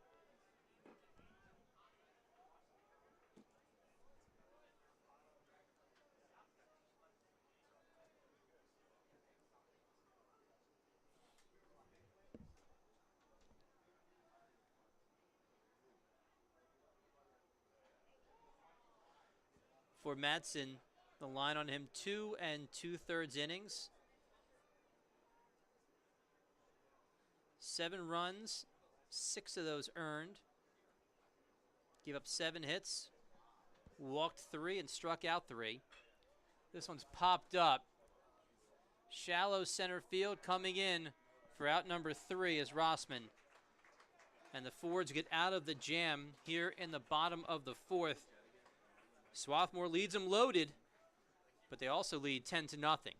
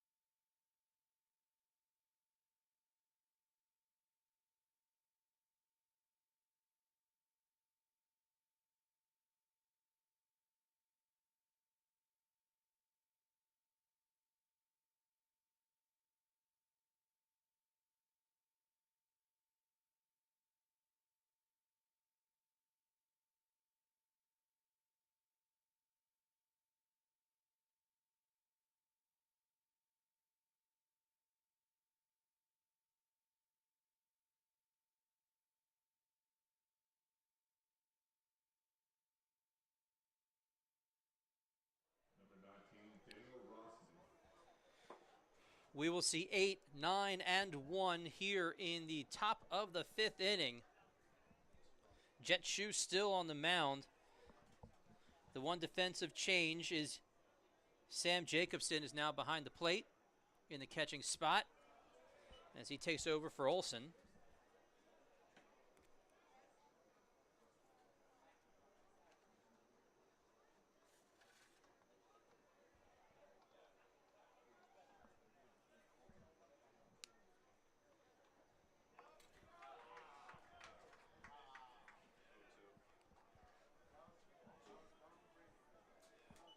No balls and 2 strikes to number 19. 5 first-year players on offense starting off this game for the Fords. You have Genth leading off, a first-year student. And then 6, 7, 8, and 9. All 4 of those hitters are first-year students. Runfola, Wallace, Rossman, Fleeter. And this is Rossman. Swing and a miss. And that is out number 1.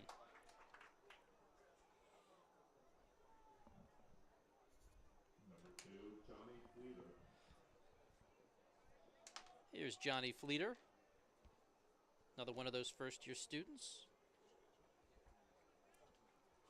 That's the 4th strikeout this afternoon as a team for Swarthmore.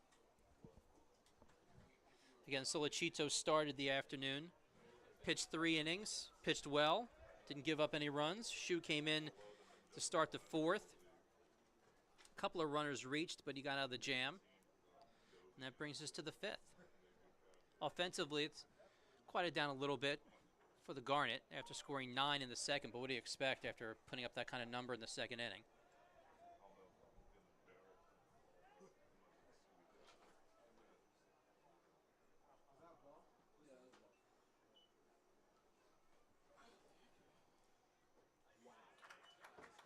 That pitch just falls off the table. 1 ball and 2 strikes.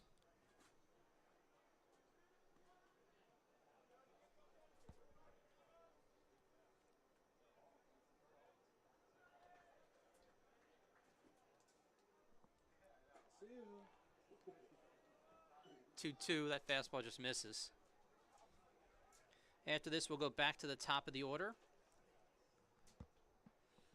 Genth is on deck right now.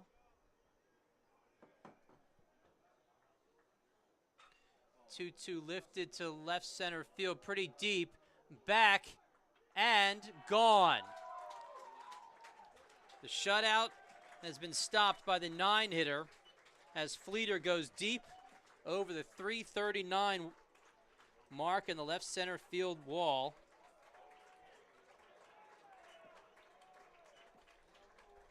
And that home run ends a bunch of different streaks.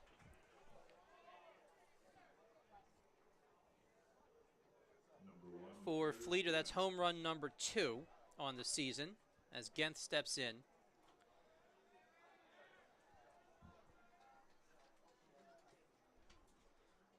So it took about 14 innings, but Haverford has stopped the scoreless streak that began on Tuesday in that 9-0 shutout to Swarthmore.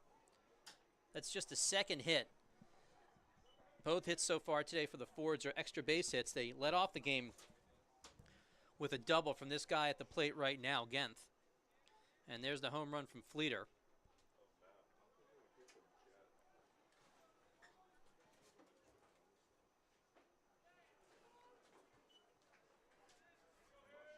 With all the run stamps, surprised that's the first home run we've seen. The ball is really moving off the bat. We saw that a lot of that in the second inning, of course.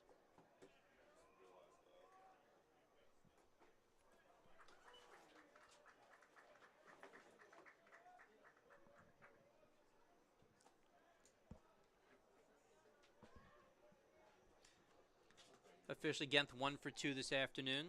That double I mentioned also flew out to left. He stays alive.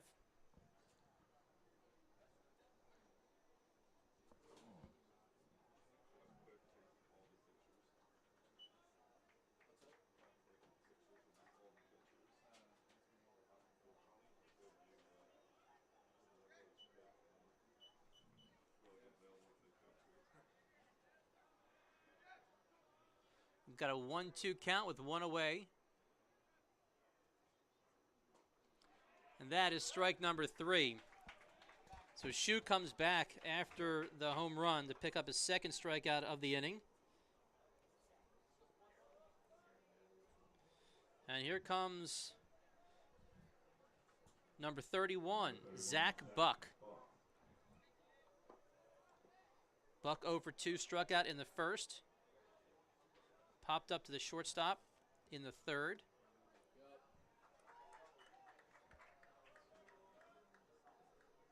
Buck, another one of those big guys, 6'4", senior from Ashburn, Virginia.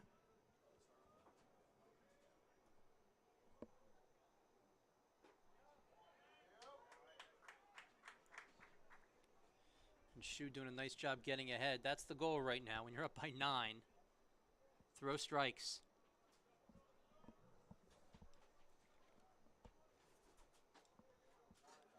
And that is strike number 3.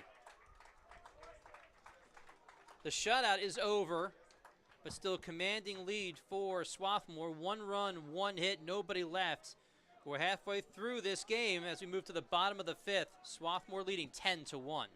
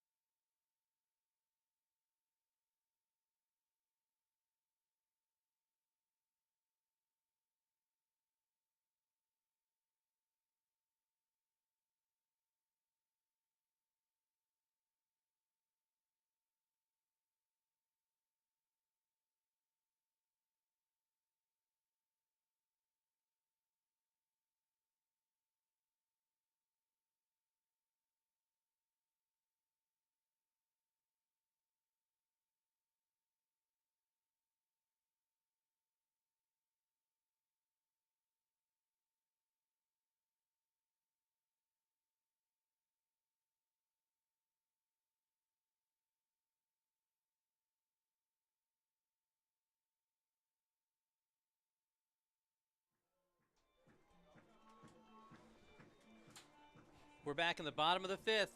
Luke Mutz up for the 4th time. Number 7, Luke Mutz. If you would have told me before this game that Swarthmore would have 10 runs after 4 innings and Mutz was not involved in any of them, I would have told you you're crazy.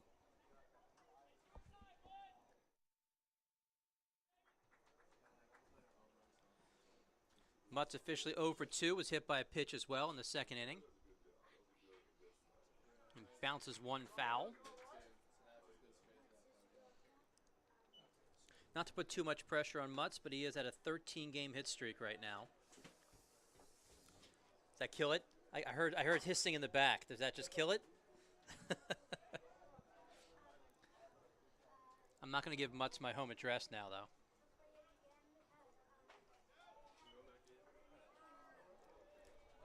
Well, since I opened up Pandora's box, I'll also tell you Mutz has been hitless only 4 games this season. So this is a guy who hits and hits and hits. Came into today batting .411. Takes a strike there. Shouldn't have mentioned that. Now I feel bad. At least I did it with a 10-1 lead for Swarthmore. Count goes full as he takes one inside.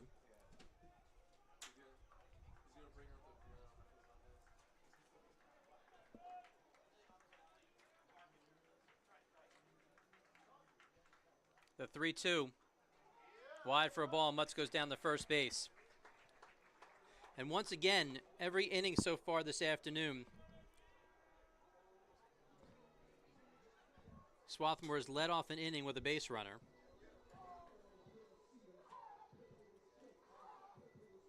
So Mutz reaches for the second time today, once a hit by pitch and now a walk. Number 2, And here's Austin Burgess.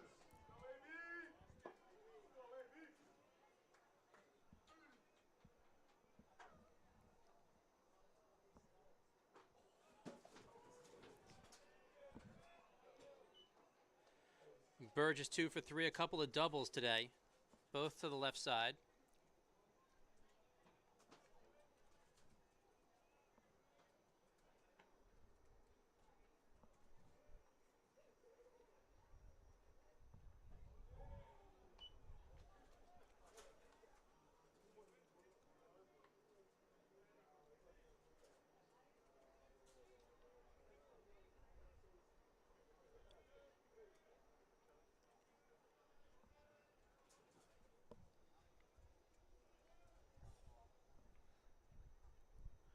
Runner goes.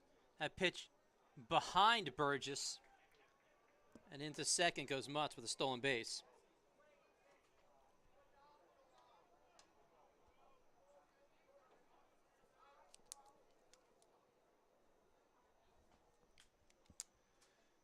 "21 steals on the season for the league leader in stolen bases, Mutz.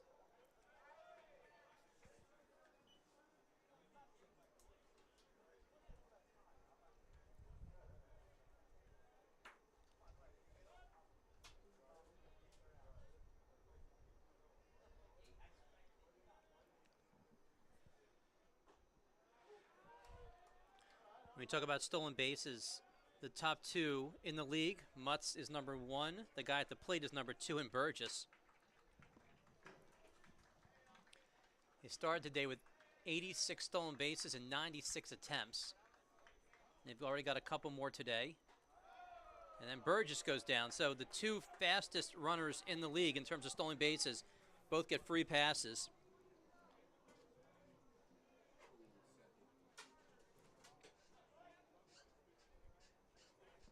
Number 45, Mike Seppi. And here comes Mike Seppi. So the Garnet just 2 stolen base attempts away from 100 on the year. That ball hits Seppi on the very first pitch. So the bases are now loaded, nobody out, and the ball has not been put into play yet. A couple of walks, a hit by pitch.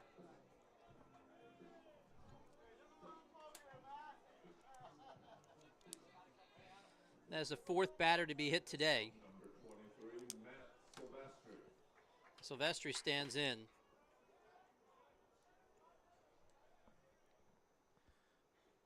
First pitch swinging for Silvestri, his 4th at bat. He has a hit today in a couple of fielder's choice situations, scored a run.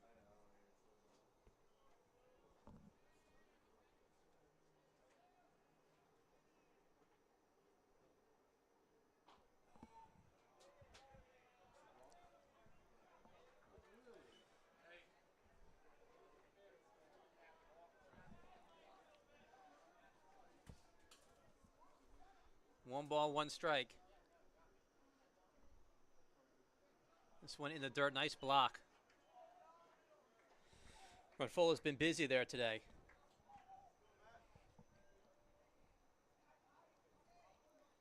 Buck about 3 or 4 feet onto the grass at first base. Landry at third's in a little bit, but not nearly as much as Buck is. In the middle of the infield again, looking for a double play. Even though they're down 10-1, looks like they'll trade a run for 2 outs. That count goes even, 2 balls and 2 strikes to Silvestri. Silvestri, a freshman from Union, New Jersey. Here comes the 2-2. That one high in the zone, but he goes after it and fouls it back. Get back towards the track behind us.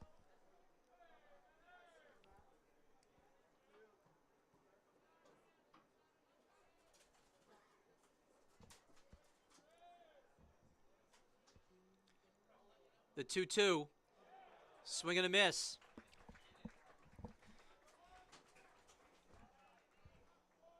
Coleman gets the win there for out number 1, but still a decent amount of work to do here as the bases are still loaded for number 14, Nate Jabara.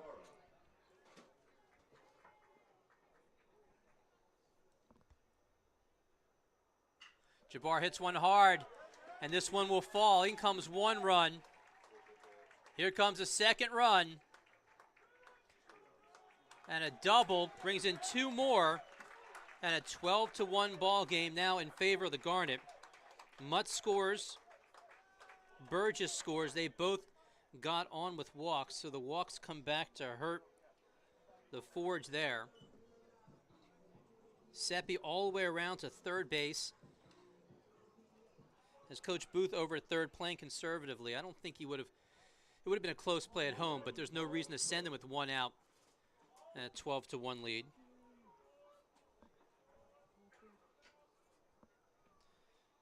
Here's Cook.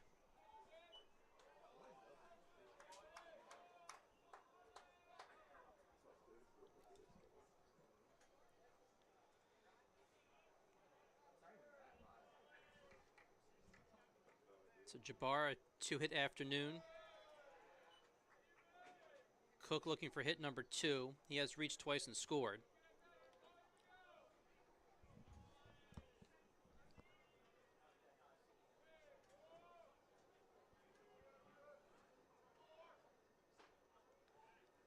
A fastball wide.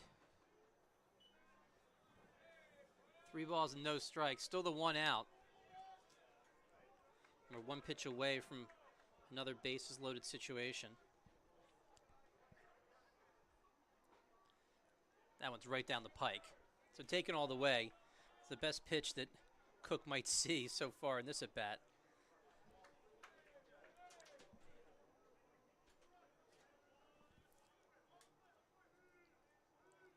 The 3-1. Coleman doing a nice job working his way back.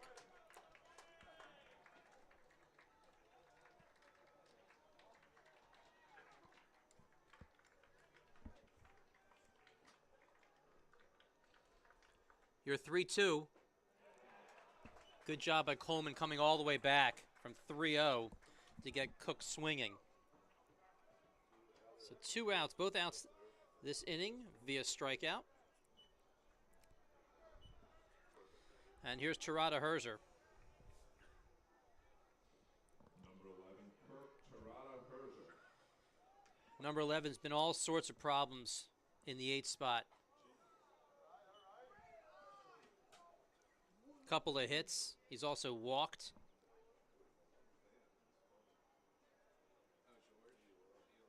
He's got 3 RBIs this afternoon. One of those hits, a double.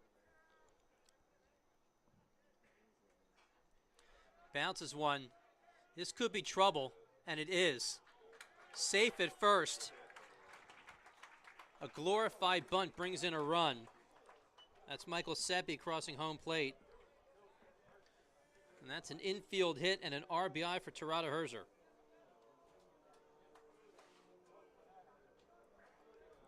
Three hits, 3 RBIs for the 8-hitter. Terada Herzer has spent most of the year batting leadoff. He's moved to the 8th spot recently, and he's making the most of it today.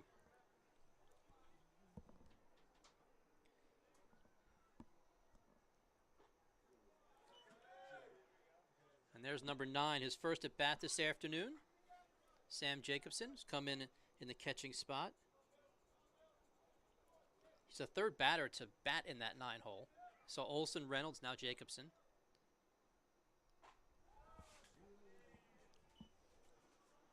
Jacobson batting .273 this season. 6 hits in his 22 at bats.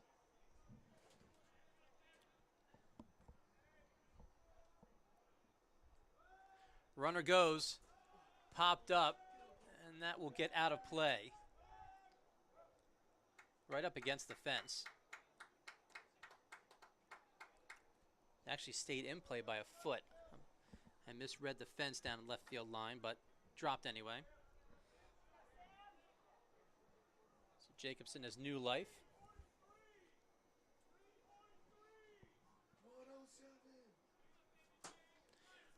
Three more runs here in the 5th inning for the Garnet. Overall, 13 runs on the 12 hits. And playing clean in the field so far. No errors for the home team.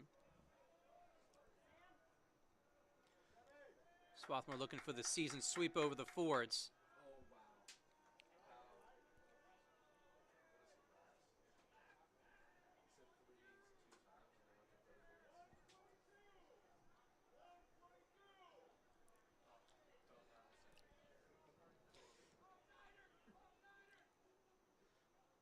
Here's the 1-2. Runner goes again. Inside and down to second.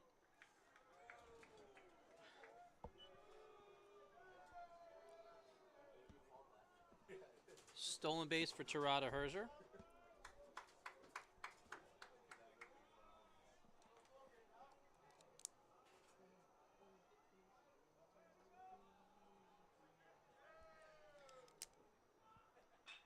This one right up the middle.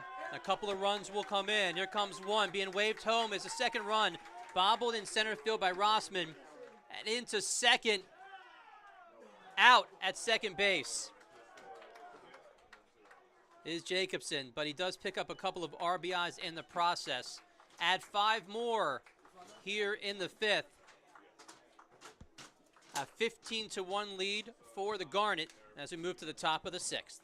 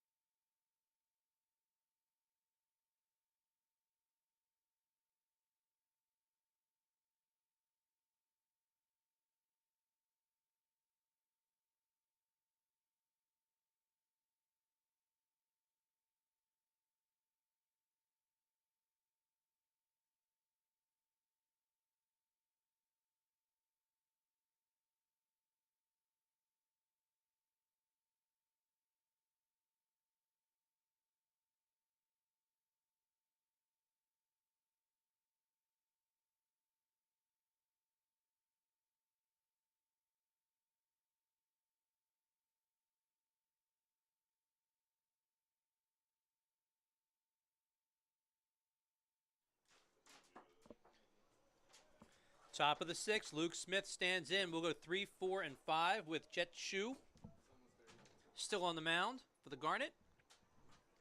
And a 15-1 lead for the home team.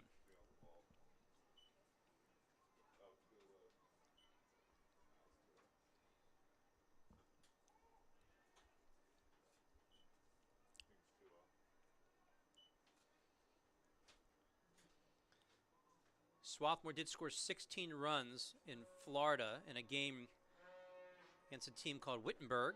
A 16-15 win, by the way. That was back on March 9th.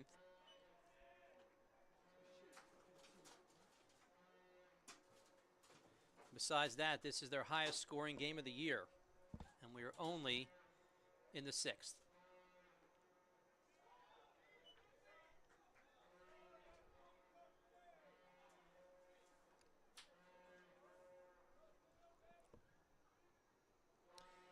Smith 0 for 2. He's flown out to left field twice. He pops one up to the left side. This one, Mutz fighting the sun, unable to come up with it. He had 3 guys standing right there. And you see Coach Midkiff waving to Rothwarg, I believe, saying that's his ball coming around from the side. It's tough for the third baseman to go straight back. That's either a Burgess catch or a Rothwarg catch.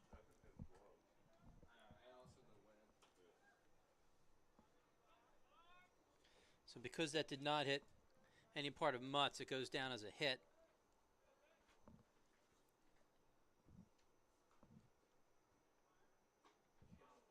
This brings up number 5, Zach Becker.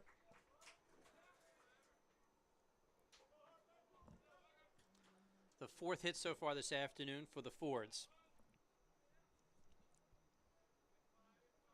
Becker 0 for 2.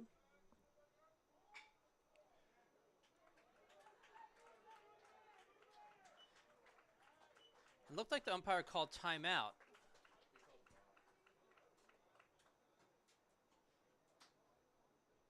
So we're going to have a little discussion here because the umpire had his hands up. I'm not sure what the call was, but the runners are staying at first and second.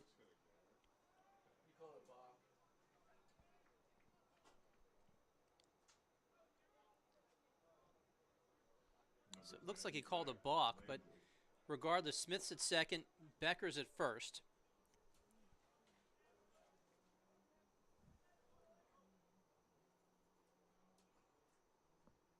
So a couple of singles, or a couple of base runners, really.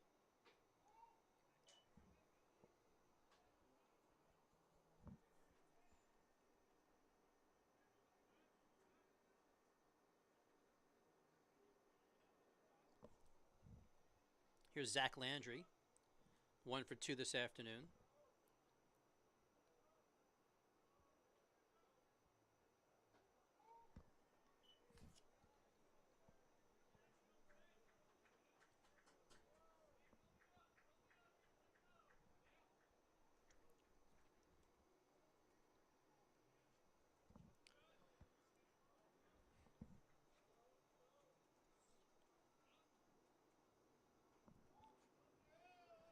Only 5 hits this afternoon for the Fords. They've had some base runners on at times. Had a base runner in the first, another one in the second, one in the third. 4th was where they put a couple of base runners on. The only run they scored was off a solo shot in the 5th from Fleeter. And a 3-0 count taking all the way. Ford's looking for some base runners. They need guys on base. They'll do it any way they can, as they've got a long way to go here, down 15-1.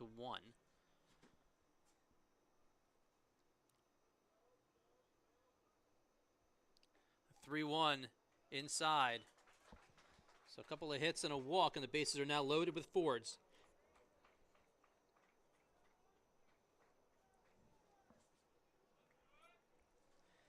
We've not had a visit to the mound on the Swarthmore side at all.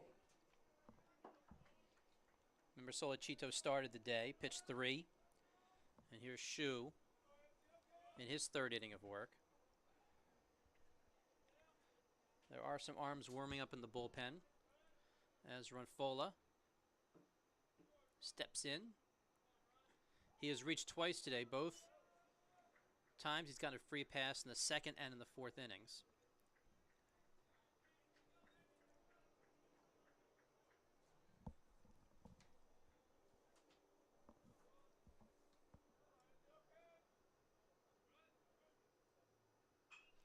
Hard hit ball past a diving Rothwarg into left field. 1 run comes in.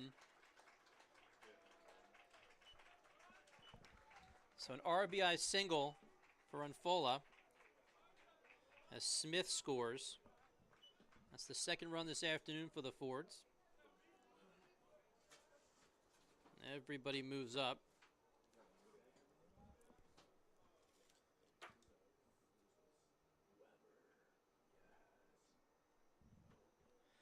And for the first time this afternoon, we have a pitching change in the middle of an inning for Swarthmore. So we'll take a break. When we come back, we'll reset things. But right now, the Garnet's still well in charge of this one. It's 15-2.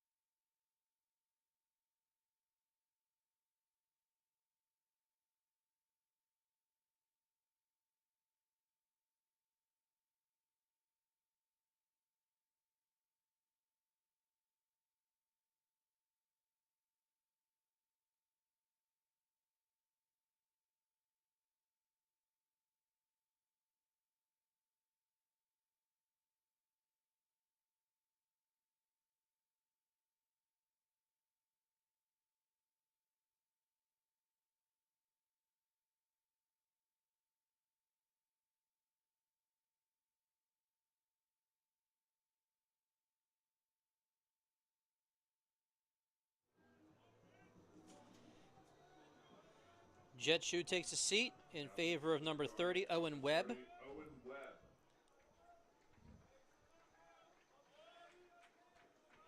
This is his 11th appearance for Webb, all in a reliever role. 1-0 on the year, 10.57 ERA. He's got Jack Wallace. Bases are loaded. 1 run already in.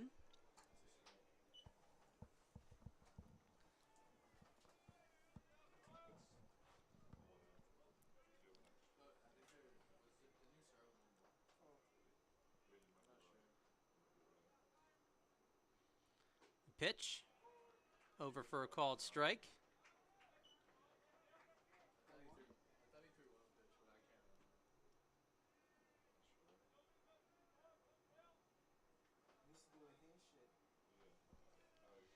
Bases are loaded with Fords.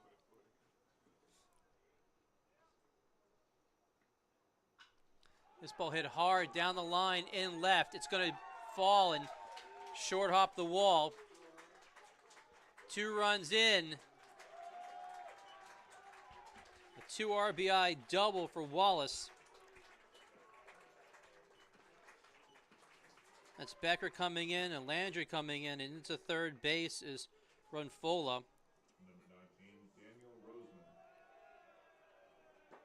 And here's Roseman.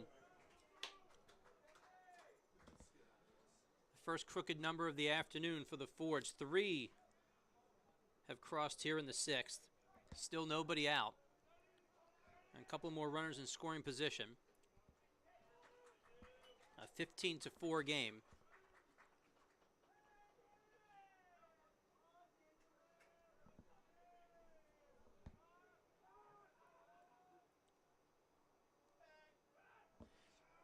You had Rothwar kind of sneaking in behind Wallace, and he had him there for a second, but Webb was focused on the plate.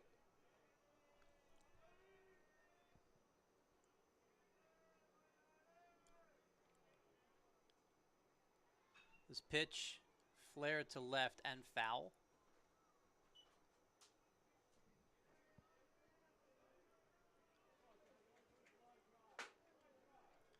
You have Coach Bernard at third base for the Fords. 2014 graduate of Haverford.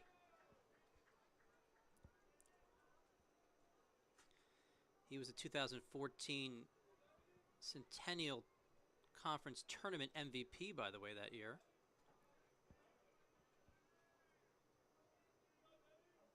Dan Crowley at first base in his 21st season as a coach for Haverford.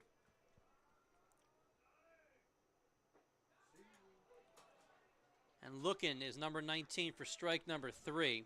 Second time that Rossman has gone down swinging this afternoon. That's a big first out. Number 2. As for the moment, it stops the bleeding. So still a couple of runners in scoring position. And this is number 2, Johnny Fleeter, his third at bat. He scored the first run of the game for Haverford, a deep ball, a home run to left center field.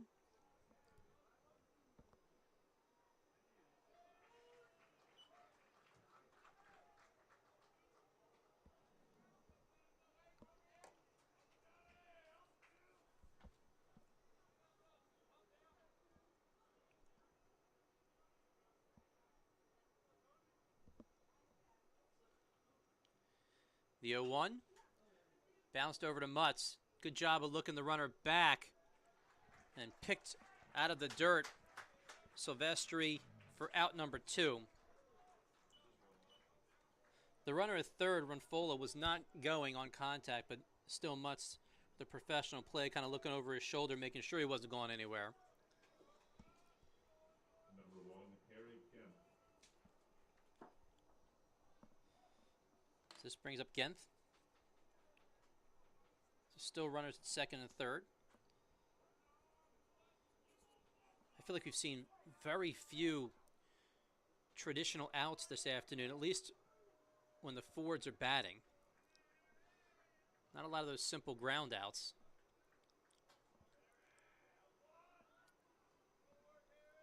A lot of pop-ups this afternoon for the Fords.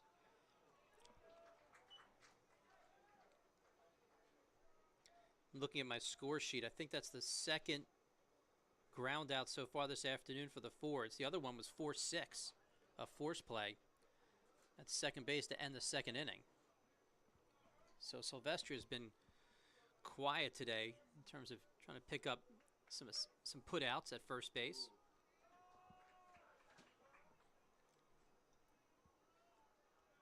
Genth 1 for 3, doubled to lead off the day. Since then, he flew out to left and has struck out in the fifth.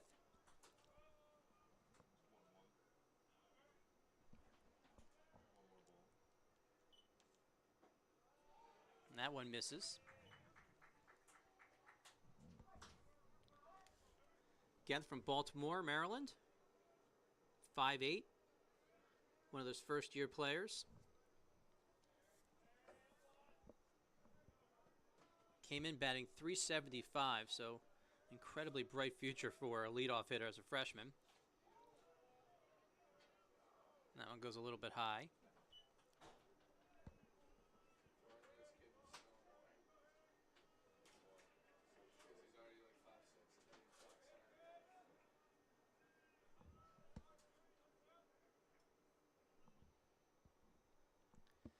The 3-1, and that is strike number 2.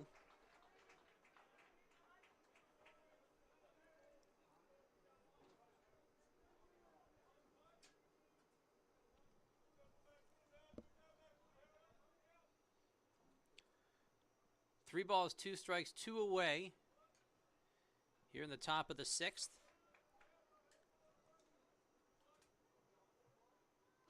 And that is strike number 3 and out number 3. The Fords do put up the first crooked number of the afternoon for the visitors. 3 come across. Swarthmore still well in control here. A 15-4 ball game as we move to the bottom of the 6th.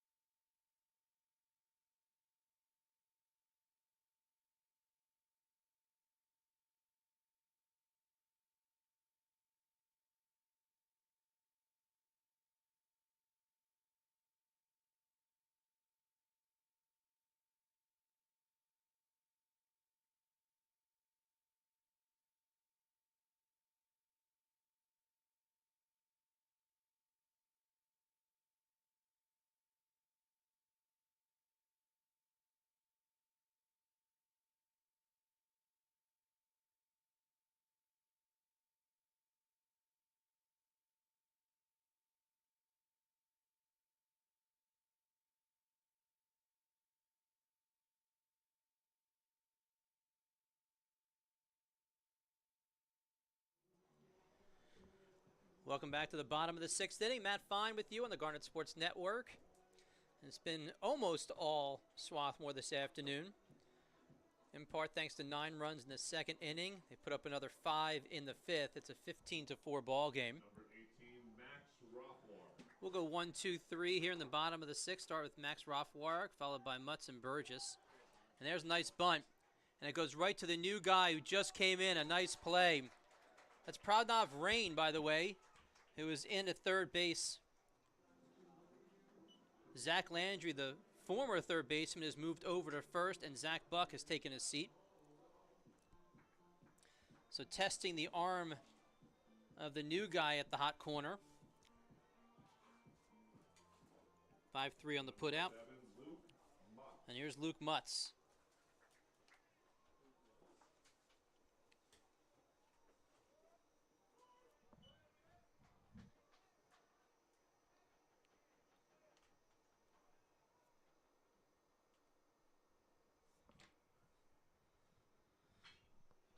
Mutz has reached a couple of times today, and he'll reach again. It's an E4 and a base runner. So Mutz reaches for the third time today. He'd been hit by a pitch, he walked, and now he reaches on the E4. The putout from Rothwarg is the first time today that Swarthmore has not put its leadoff runner aboard. But they have a runner now.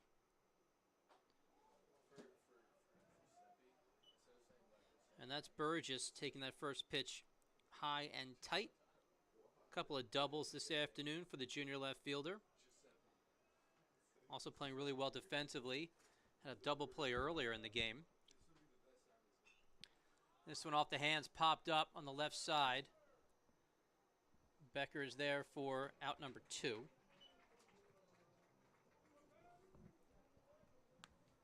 Michael Seppi steps in. Number 45. Number 45, Mike Seppi.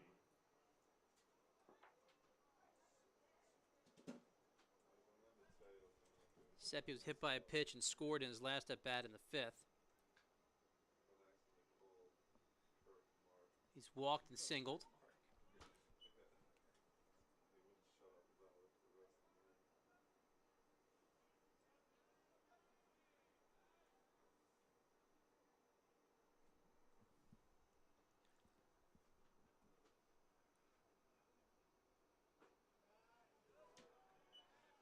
One ball, one strike. On the afternoon, 4 runs on 7 hits and 3 errors for the Fords. And he got the 15 runs, 13 hits for Swarthmore.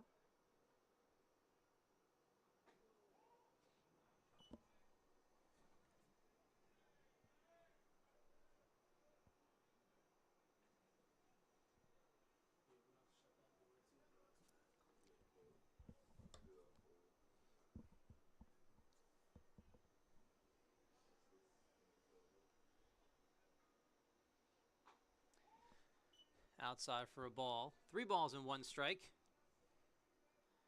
to the senior designated hitter.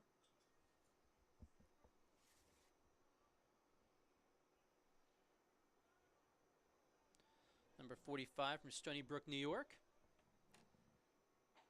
And he'll head down the first base, 90 feet.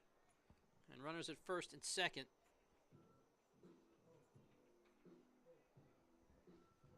And there's number 23, Matt Silvestri.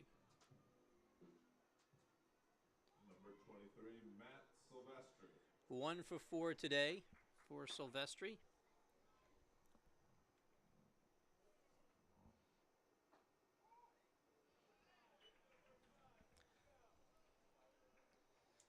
For the home plate umpire, loud ball call. He doesn't lift his hand, of course, but you'll hear him call ball, you'll hear him call strike. So you get all excited, no matter what the pitch is. This bouncer to shortstop and the forced play at second base. An uneventful bottom of the 6th for the Garnet as they leave a couple. We're moving to the 7th, still 15-4 in favor of Swarthmore.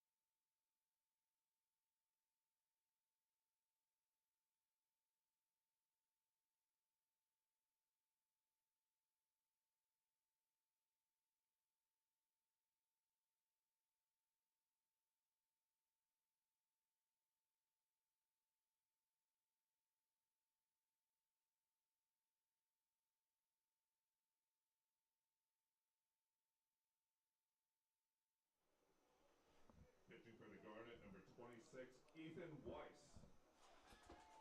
Pitching change here in the top of the 7th. That is number 26, Ethan Weiss. His 4th appearance this year. No decisions, a 6.75 ERA. And getting his first at-bat this afternoon, Pranav Rain, who came in as the third baseman in the prior half of an inning.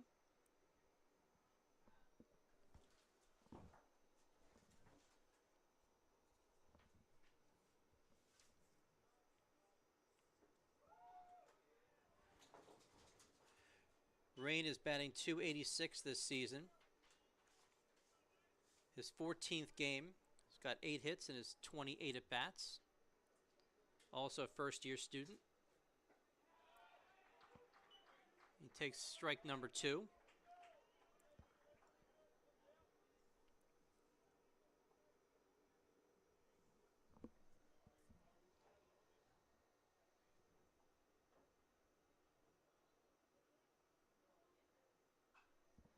Watch out. I think that one slipped through the fence there in the dugout on the third base side. That's a scary scene. Got to keep your head on a swivel. You never know where those balls are going to go. Balls may leave the playing field. 1 ball and 2 strikes to Rain. Takes one just up near the hands.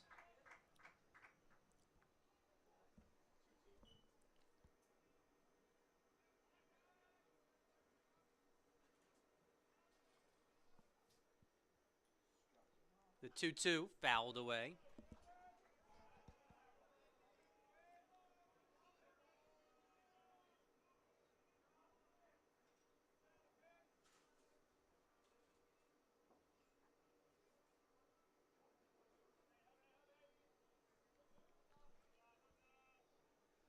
Once again, the count goes full.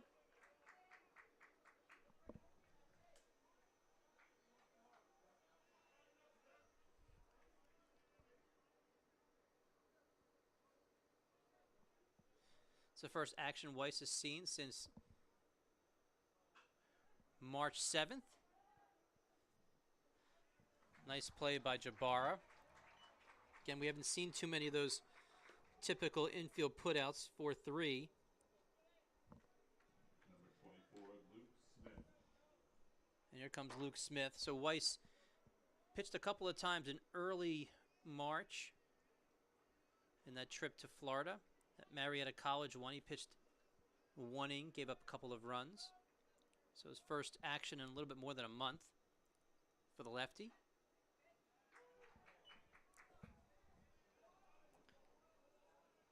As for Smith, 1 for 3 this afternoon.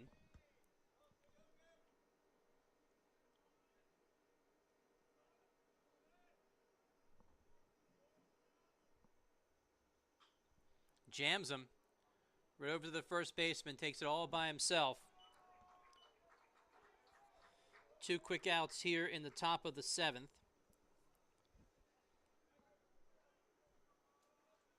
And here is Zach Becker. Number 5 steps in.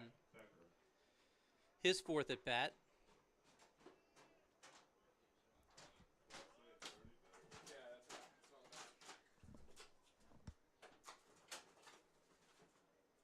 Becker 1 for 3 this afternoon. Also scored a run.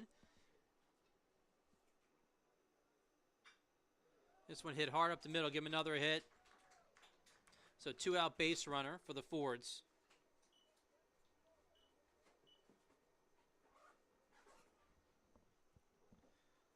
Number 10, Zach Landry, with his 4th at bat.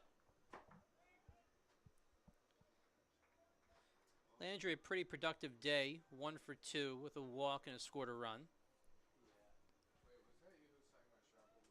Landry in the 5-hole this afternoon. Good pitch. Kept him off balance there.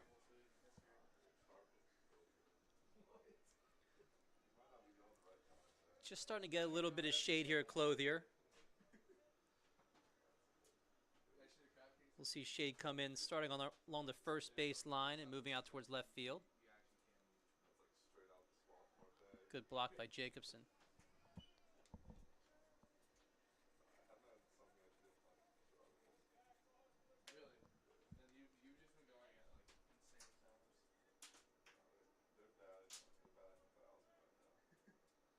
The line on Webb, by the way, 1 inning, gave up 1 hit, struck out a couple. Again, this is pitcher number 4 this afternoon for Coach Midkiff. We had Solocito, we had Shu, Webb, and now Weiss.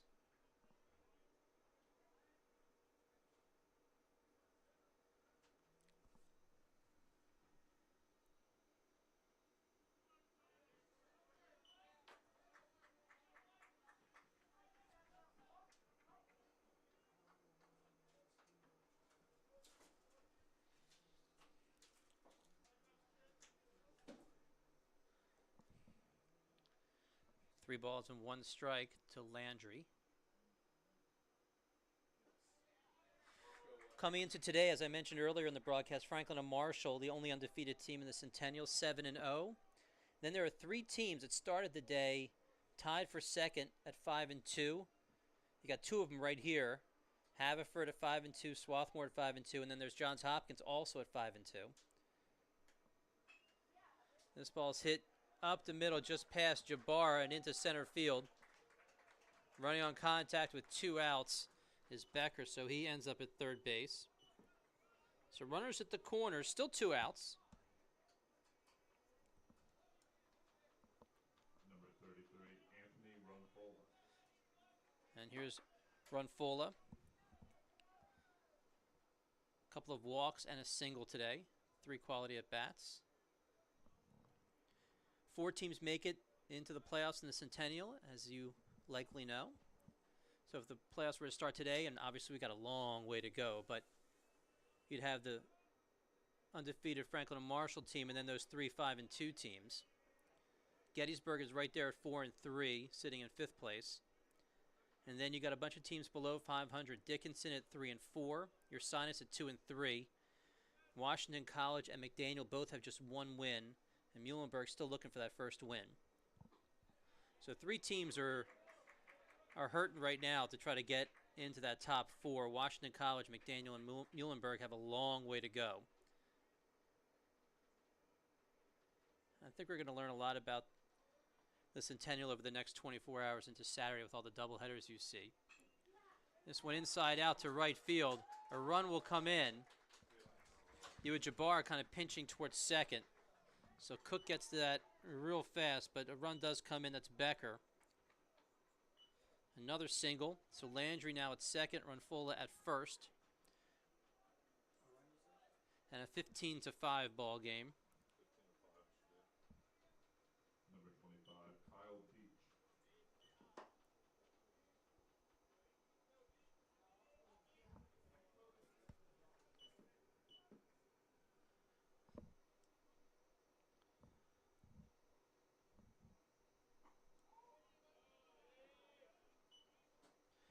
Pinch hitting in the 7th spot. This is Kyle Peach.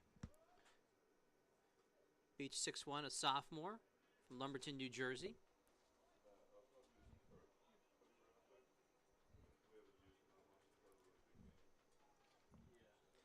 And he's taking over as a designated hitter for Wallace.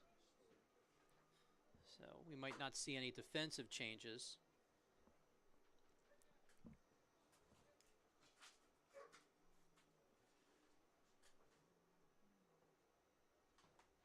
Beach batting .250 this season. His 18th game. He's got 6 hits in his 24 at-bats. No extra base hits yet. A couple of RBIs.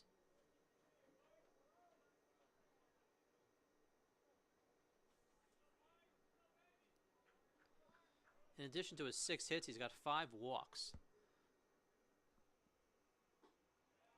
So his on-base percentage is up there at .455.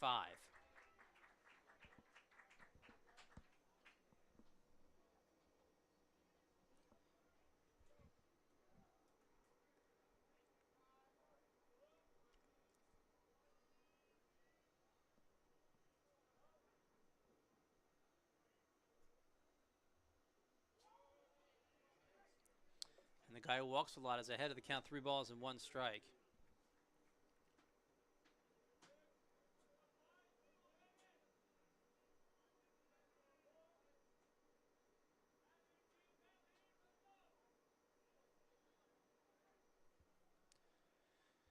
You're 3-1 right down the pike. The count goes full. So 3 balls and 2 strikes with runners at first and second. So runners will be off on the pitch.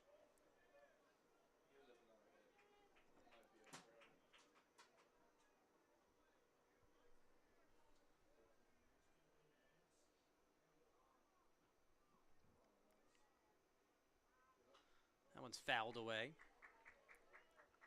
So we'll do it all over again. Runners will be off one more time.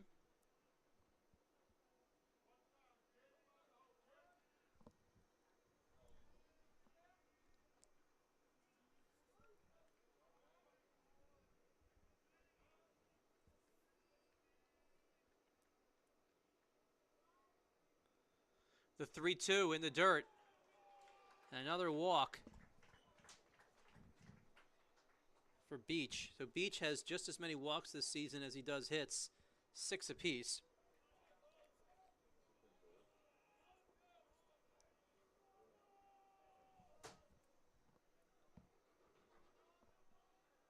Here's number 19. Or do we have a pinch hitter? Looks like we have a pinch hitter actually. Give me a second and I'll reset for you. Pinch hitting number 18, Zach Crampton.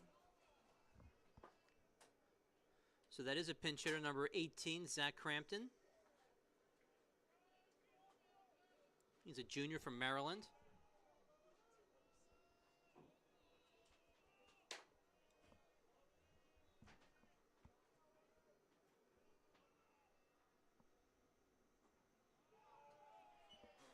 Bases are loaded with forwards.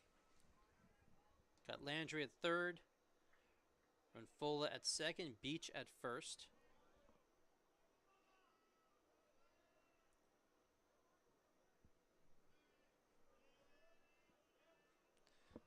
One ball, no strikes to Crampton.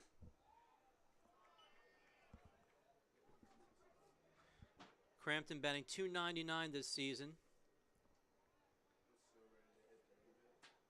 And in limited action leads the team with 3 home runs. Got 20 hits and is 67 at bats.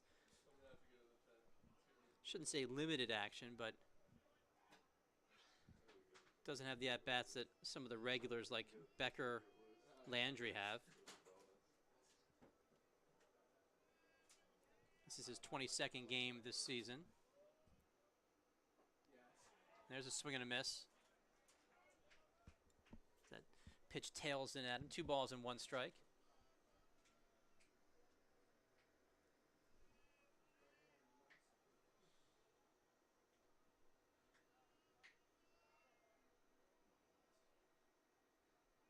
The 2-1 inside, and the count goes 3 balls and 1 strike. So it's still 2 away, but trouble here for Weiss.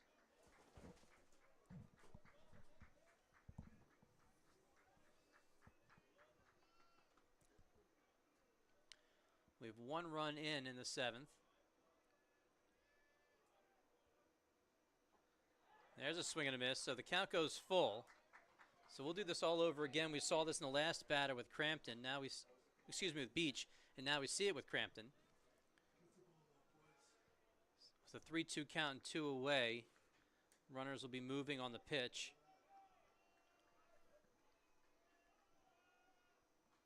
That one's fouled back. We'll do that again. We have Fleeter on deck in the 9-hole.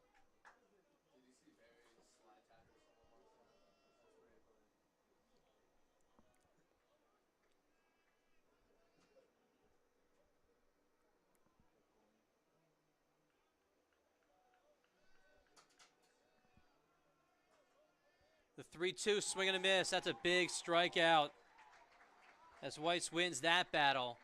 1 run does come across. The Forge leave the bases loaded. Let us stretch here at Clothier.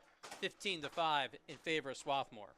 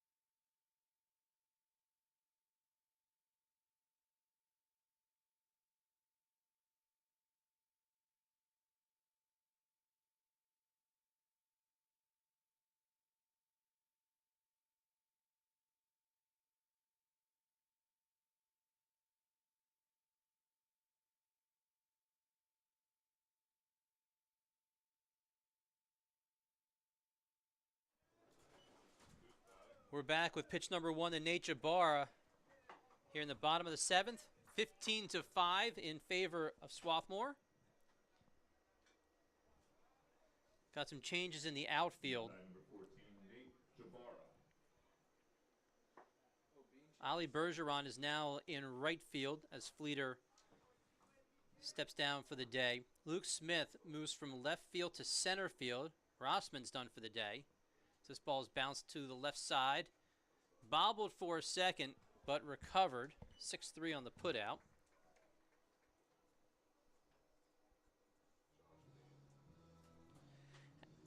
And number 2, Johnny Fleeter, moves to left field. So Fleeter, Smith, Bergeron, left to right in the outfield. Still have Coleman on the mound. And a 15-5 ball game here in the bottom of the 7th.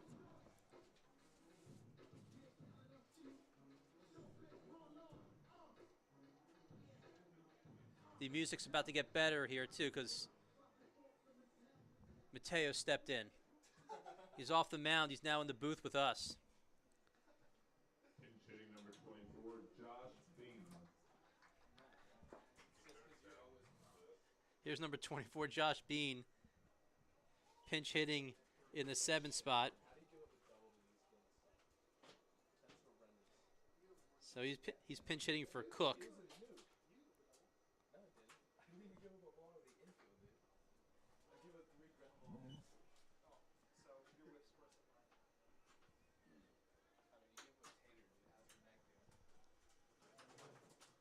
Bean batting 167 this season.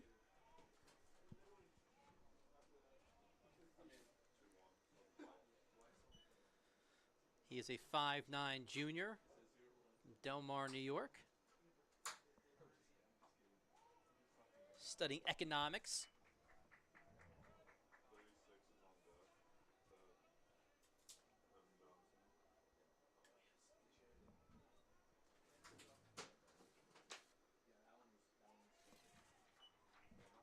Down the first base he goes. So 1 out base runner.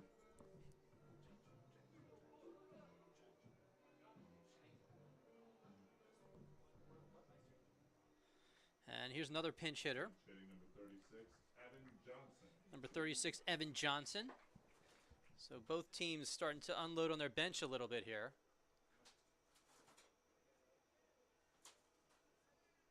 Johnson, a $154 this season. He's got 2 hits in his 13 at-bats.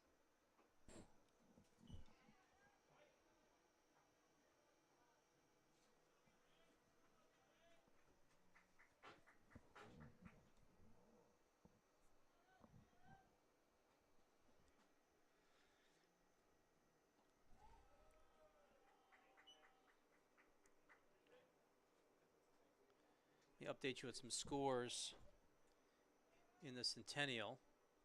Your Science of Muhlenberg, they're in the bottom of the 10th, tied at 3. Washington College is taking it to McDaniel late in this game. It's top of the 9th there. It's at McDaniel, and it's a 16-6 ball game for the Shoremen. Franklin and Marshall stays undefeated in the Centennial, moving to 8-0. 2-run win, 11-9 over Dickinson.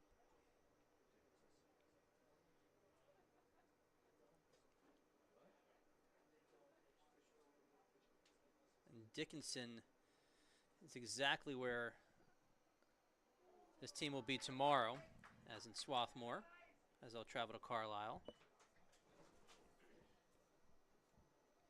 So Johnson gets hit by a pitch. So walk and a hit by pitch. We've seen plenty of those today.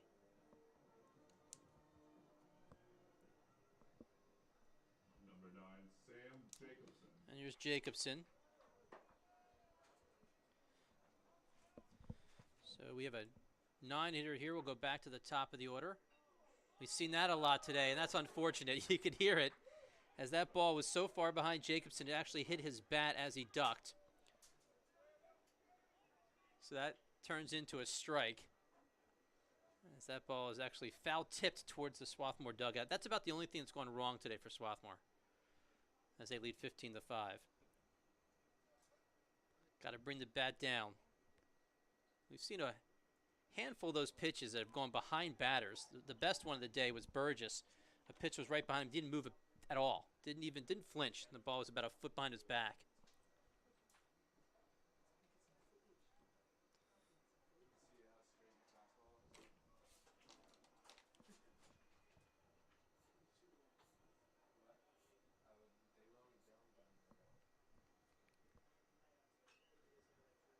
Another one right past Coach Booth at third base.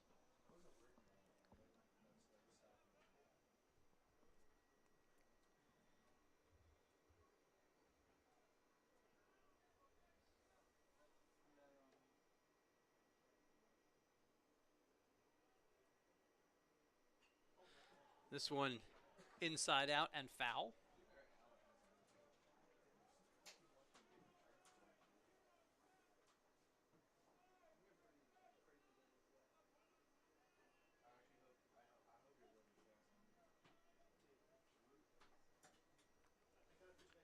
No balls and 2 strikes to number 9.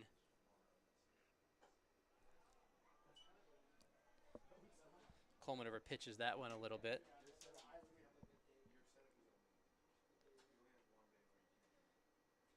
So the doubleheader tomorrow at Dickinson for Swarthmore. Then a Monday game, Sales. That's another road game. And this one doesn't hit the bat, it hits the backside. And the bases are loaded. Another hit by pitch. So walk and a couple of batters have been hit. And we got ourselves a pitching change. Bases are loaded with 1 out. That'll do it for Coleman. We'll take a break, come back with a new pitcher and a 15-5 ball game on the Garnet Sports Network.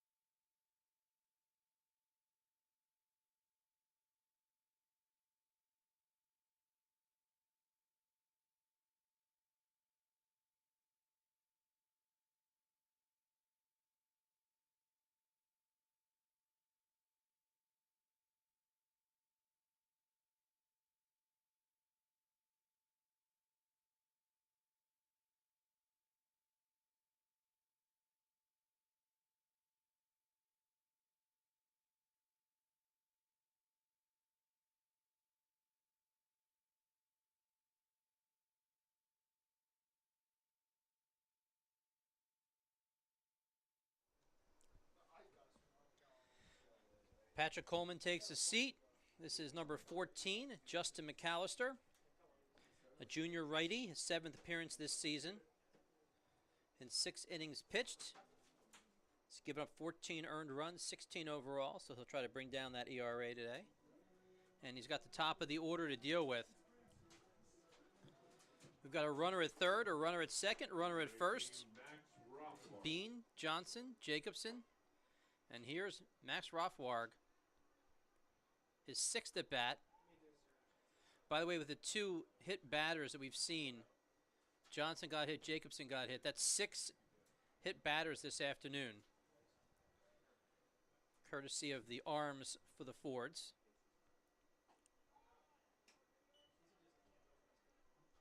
Two balls and no strikes to the freshman. I guess it's a good time to mention how many batters have been hit by pitch, because Rothwark's been hit twice. Got hit in the first inning, got hit in the second, and scored both times.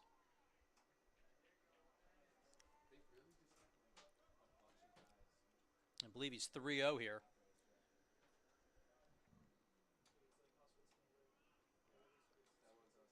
With the bases loaded. And a 4-pitch walk and a run scores. Here comes Bean.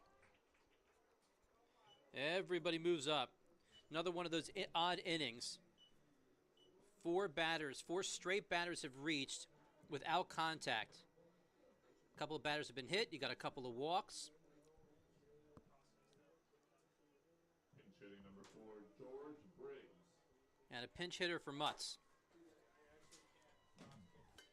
George Briggs, a senior from California. Briggs batting .222 this season. 12 hits in his 54 at-bats. He's got a chance for some RBIs here. This one hit hard to center, deep to center, back and at the fence is Smith. But it will pick up a run as Evan Johnson scores. So that's a sac fly for number 4.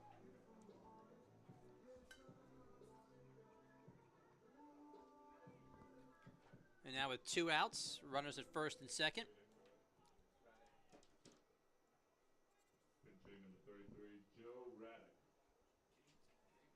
Another pinch hitter for Austin Burgess. His afternoon is over. Joe Raddick.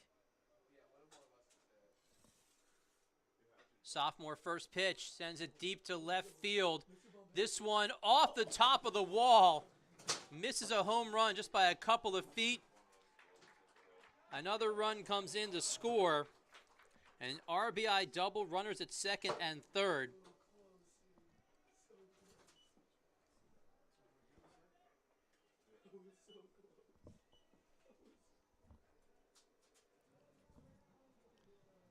So give Raddick an RBI double. Now batting number 45, Mike. That's his first double of the season, his first extra base hit of the season, his third RBI.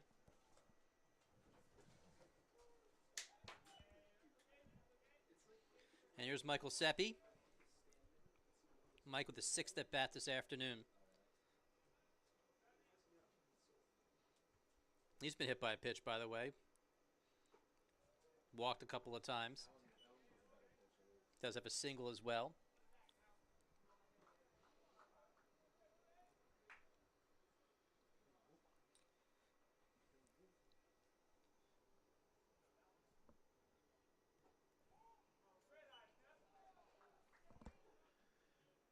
Three more runs across. We have an 18-5 ball game. And we're past the 3-hour mark, by the way. There's high heat and out number 3. More damage done. 3 more come across here in the bottom of the 7th. We now head to the top of the 8th. It's 18-5 in favor of the Garnet.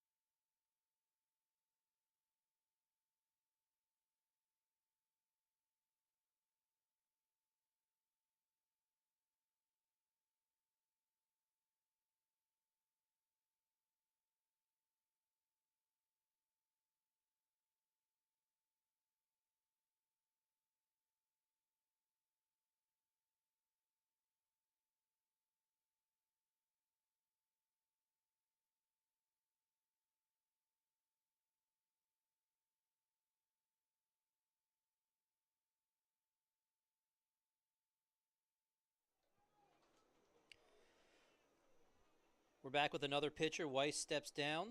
This is number 19, Dan Skufka. And Dane, his 5th appearance. Chance to bring down the ERA as he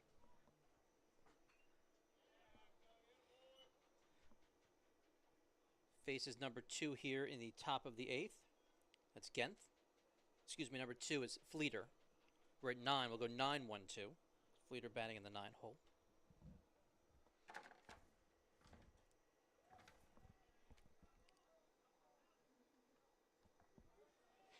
Outfield's completely different right now as Fleeter goes down.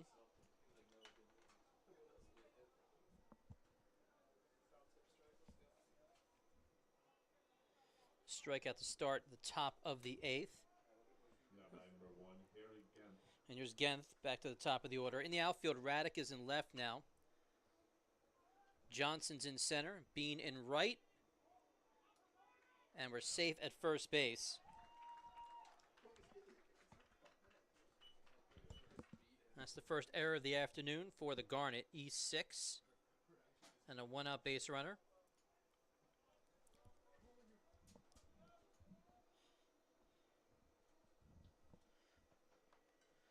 We have Briggs at first as well. Excuse me, Briggs at second base. Number 4 for Jabara.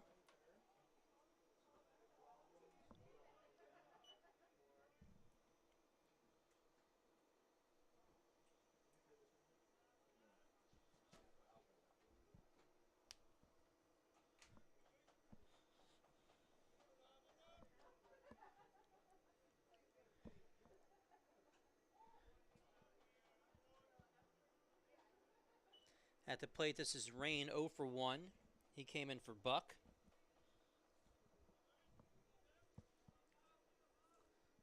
$18 runs, 14 hits. A season high, by the way, in terms of runs for Swarthmore.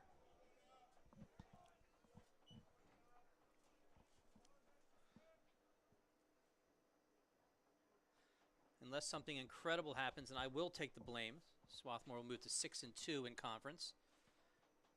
And Haverford will drop to 5-3.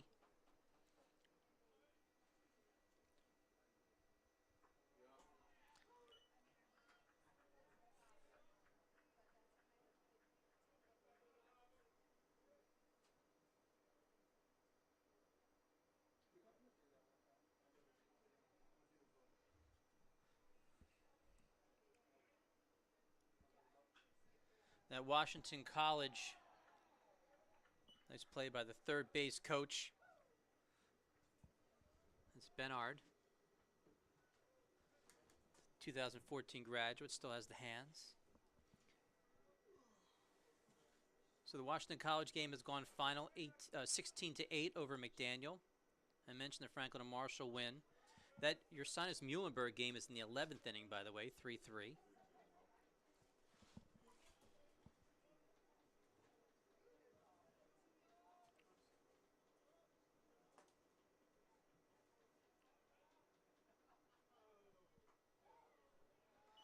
Down the first we go. So an error and a walk and a couple of base runners.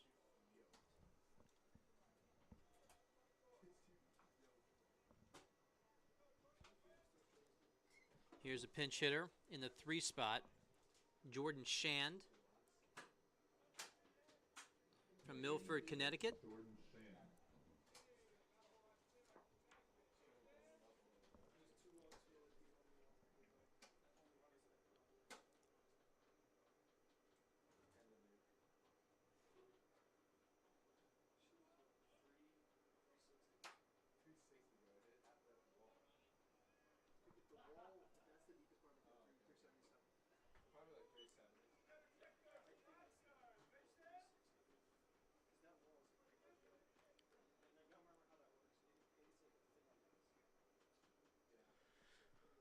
For Haverford tomorrow, they got Gettysburg, a doubleheader.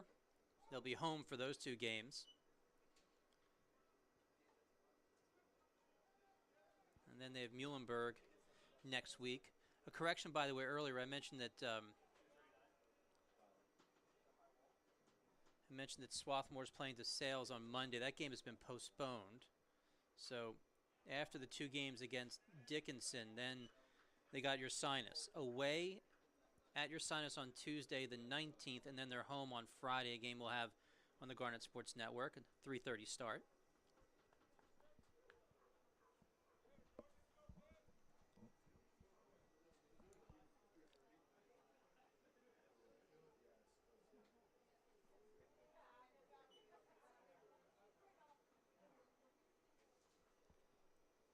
Two balls and 2 strikes to Shand.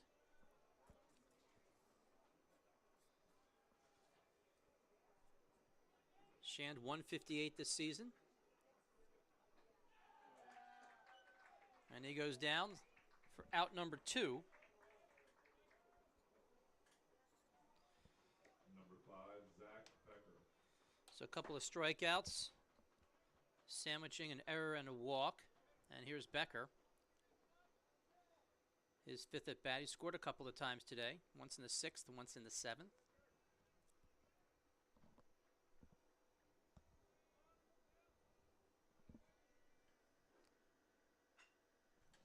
This ball bounced up the middle. Took a little bit of an awkward bounce, but an easy put out at second on the force play. And no damage done here in the top of the 8th. A couple of runners reach, but no one comes across. We move to the bottom of the 8th. Swarthmore still in control, 18-5.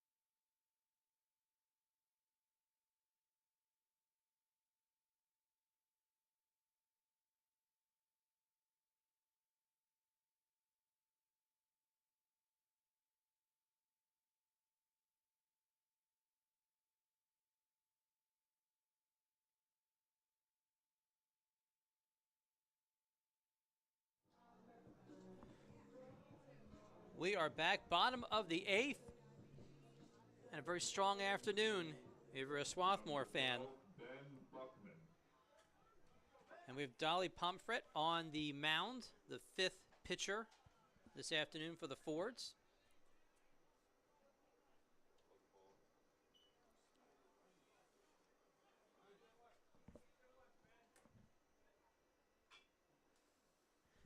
And that's number 12, Buckman bouncing over to first base. And that is out number 1.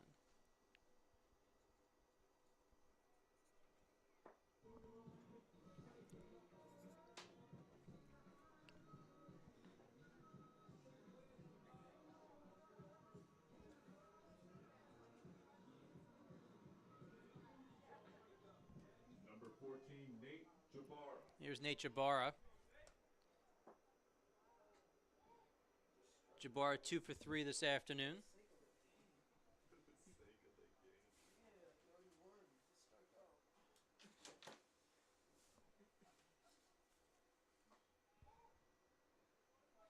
Jabbar scored a couple of runs. Officially 2 for 3, 2 runs, 3 RBIs. That includes a double and a walk.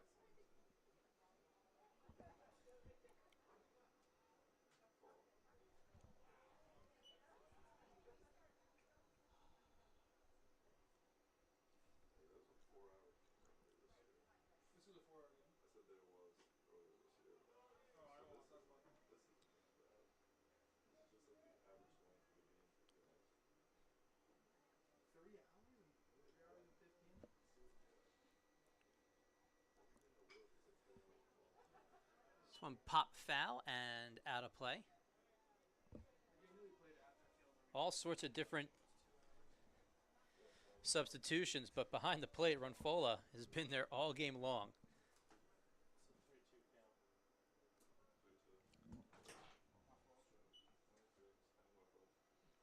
Your 3-2. This one pops straight up. Coming in from the shortstop spot onto the mound for out number 2. That was Becker making the put out.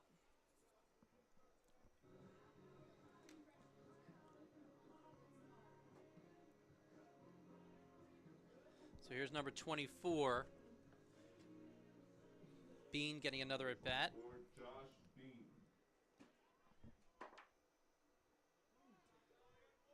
Bean walked and scored in the 7th.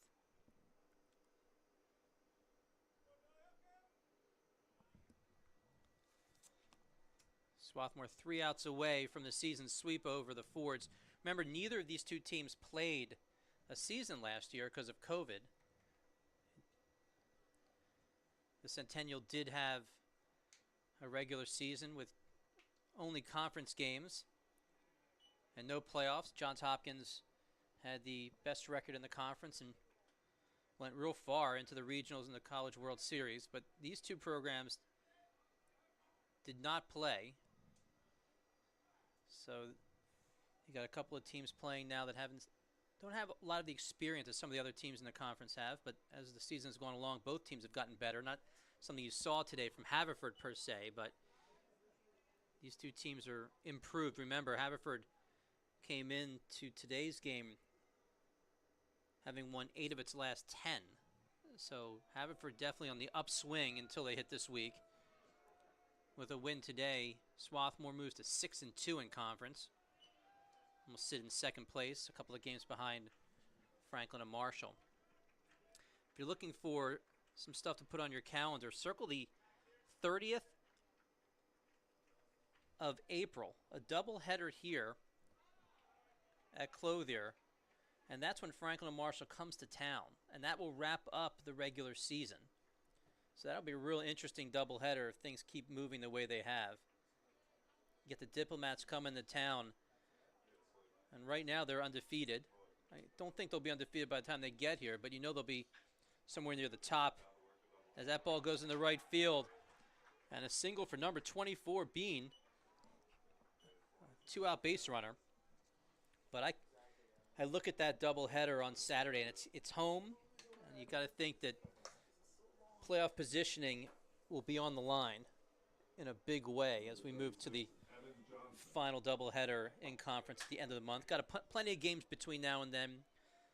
Swarthmore has to play Muhlenberg a couple times, McDaniel a couple times, Ursinus a couple of times. So 6 games between now and then in the Centennial. But that's the one that it's just, it looks good on the calendar right now.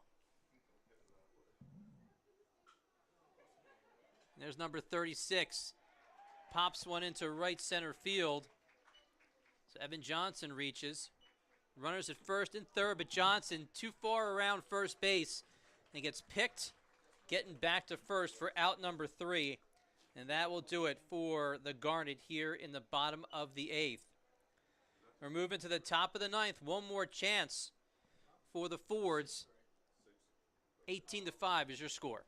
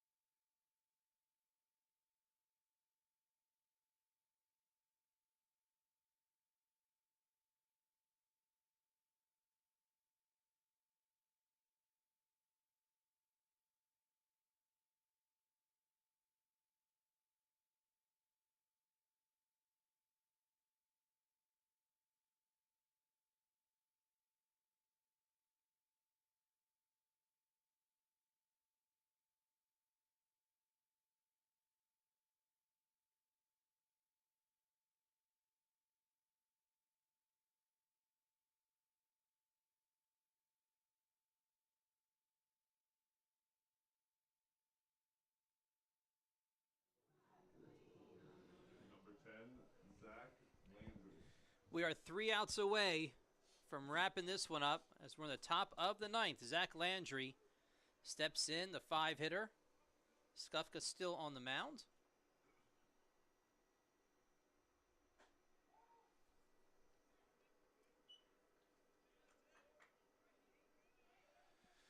Swarthmore really opened up this game. 9 runs in the 2nd inning. They also put up 5 runs in the 5th. 3 more runs in the 7th. And here is out number 1.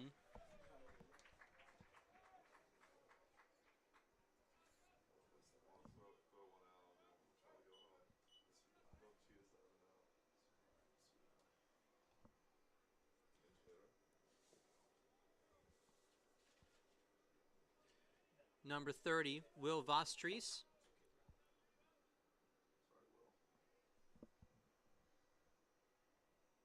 It's a pinch hitter. First pitch swinging for number 30.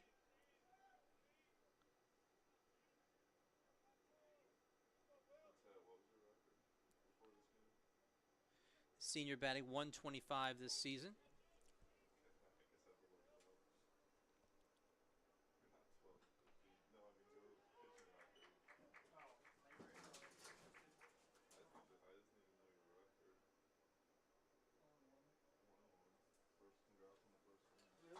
Everybody hitting today for Swarthmore. Burgess with a couple of hits. This ball is hit to right field and foul. Burgess with a couple of hits. Jabbar with 2 hits. Gerardo Herzer 3 hits.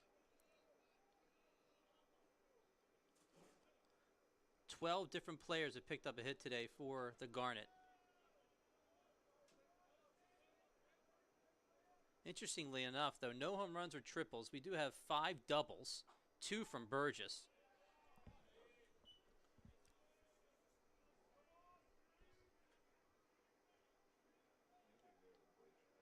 Six players have been hit by pitch. 4 stolen bases this afternoon.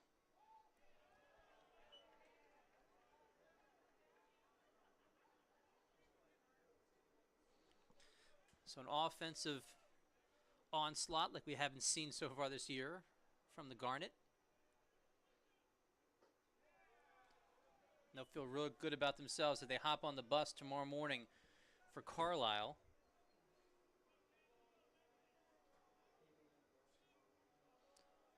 $8 a.m. Get on the bus. Out number 2. We got 1 to go as number 25 steps in. This is Beach. Number 25, Kyle Beach.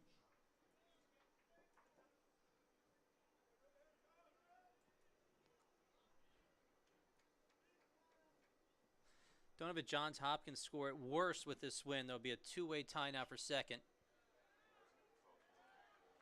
Tough play on the left side. That'll be a single and a 2-out base runner as the Fords stay alive.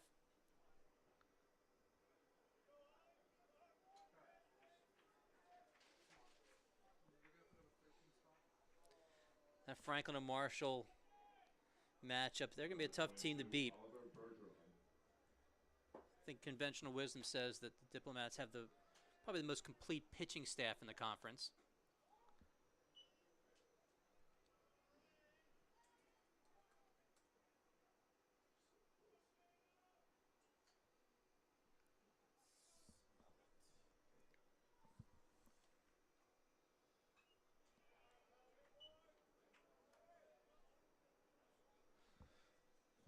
With this win, in addition to moving to 6-2 in conference, Swarthmore moved to 13-15 overall.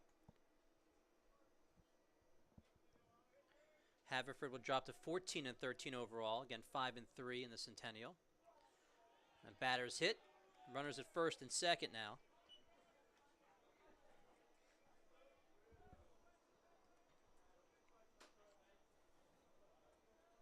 Number 2, Johnny Fleeter.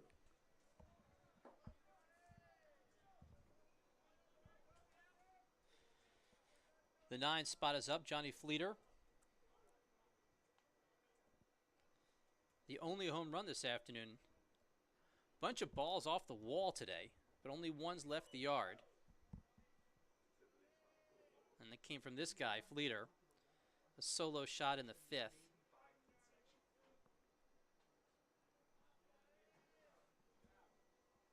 Skufka looking for one more out here.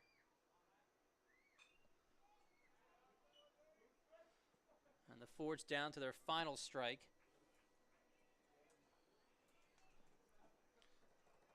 Got this game coming in at about 3 hours and 30 minutes or so.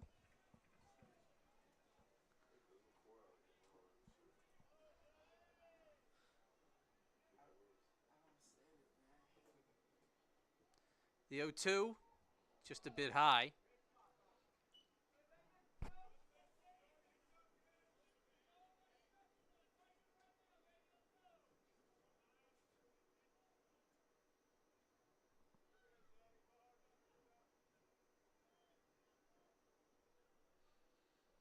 One ball and 2 strikes. Just fouled back, and we stay alive in this game. And we have some comedy. It's a race between both teams to see who can get that foul ball. Looks like he had Reynolds going up against Genth. Genth won that battle. The 1-2. Yes. A pitch just outside in an 18-5 ball game and a 1-2 count. Looked like a slider just just outside.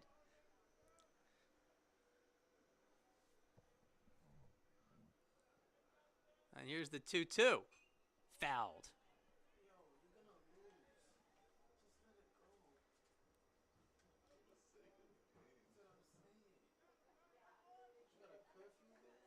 Ten pitchers between the two teams today.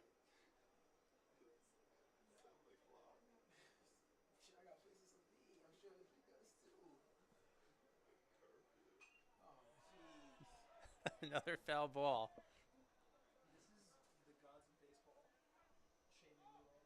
This is going to become a 13 pitch at bat.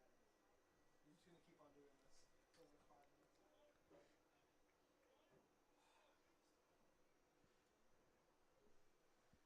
It's fun to watch Swarthmore right now. They're anticipating foul balls, and it's almost like a pit stop in a NASCAR race. They're all ready to go and ready to run and try to get out to the umpire as quickly as possible. All right, let's do a 2-2 again. That is strike number 3, and that will do it this afternoon. A big win for the Garnet, a season sweep of the Fords. 18-5 is your final here at Centennial. A marathon game, another one of those marathon games. We've seen them plenty of times this season. 3.5 hours, but it was worth it for the Garnet, as again they move to 6-2 in the Centennial and start to separate themselves as they are looking for a playoff spot this season. And tomorrow they are off a trip west on the Turnpike. They'll head to Carlisle to take on Dickinson. And for Haverford, they'll host Gettysburg in a doubleheader. First pitch there is at 12 o'clock. That will do it from Centennial. Again, an 18-5 final and a season sweep for Swarthmore over Haverford. I'm Matt Fine. Thank you for joining us on the Garnet Sports Network. We will see you back here real soon. Have a safe weekend, everybody.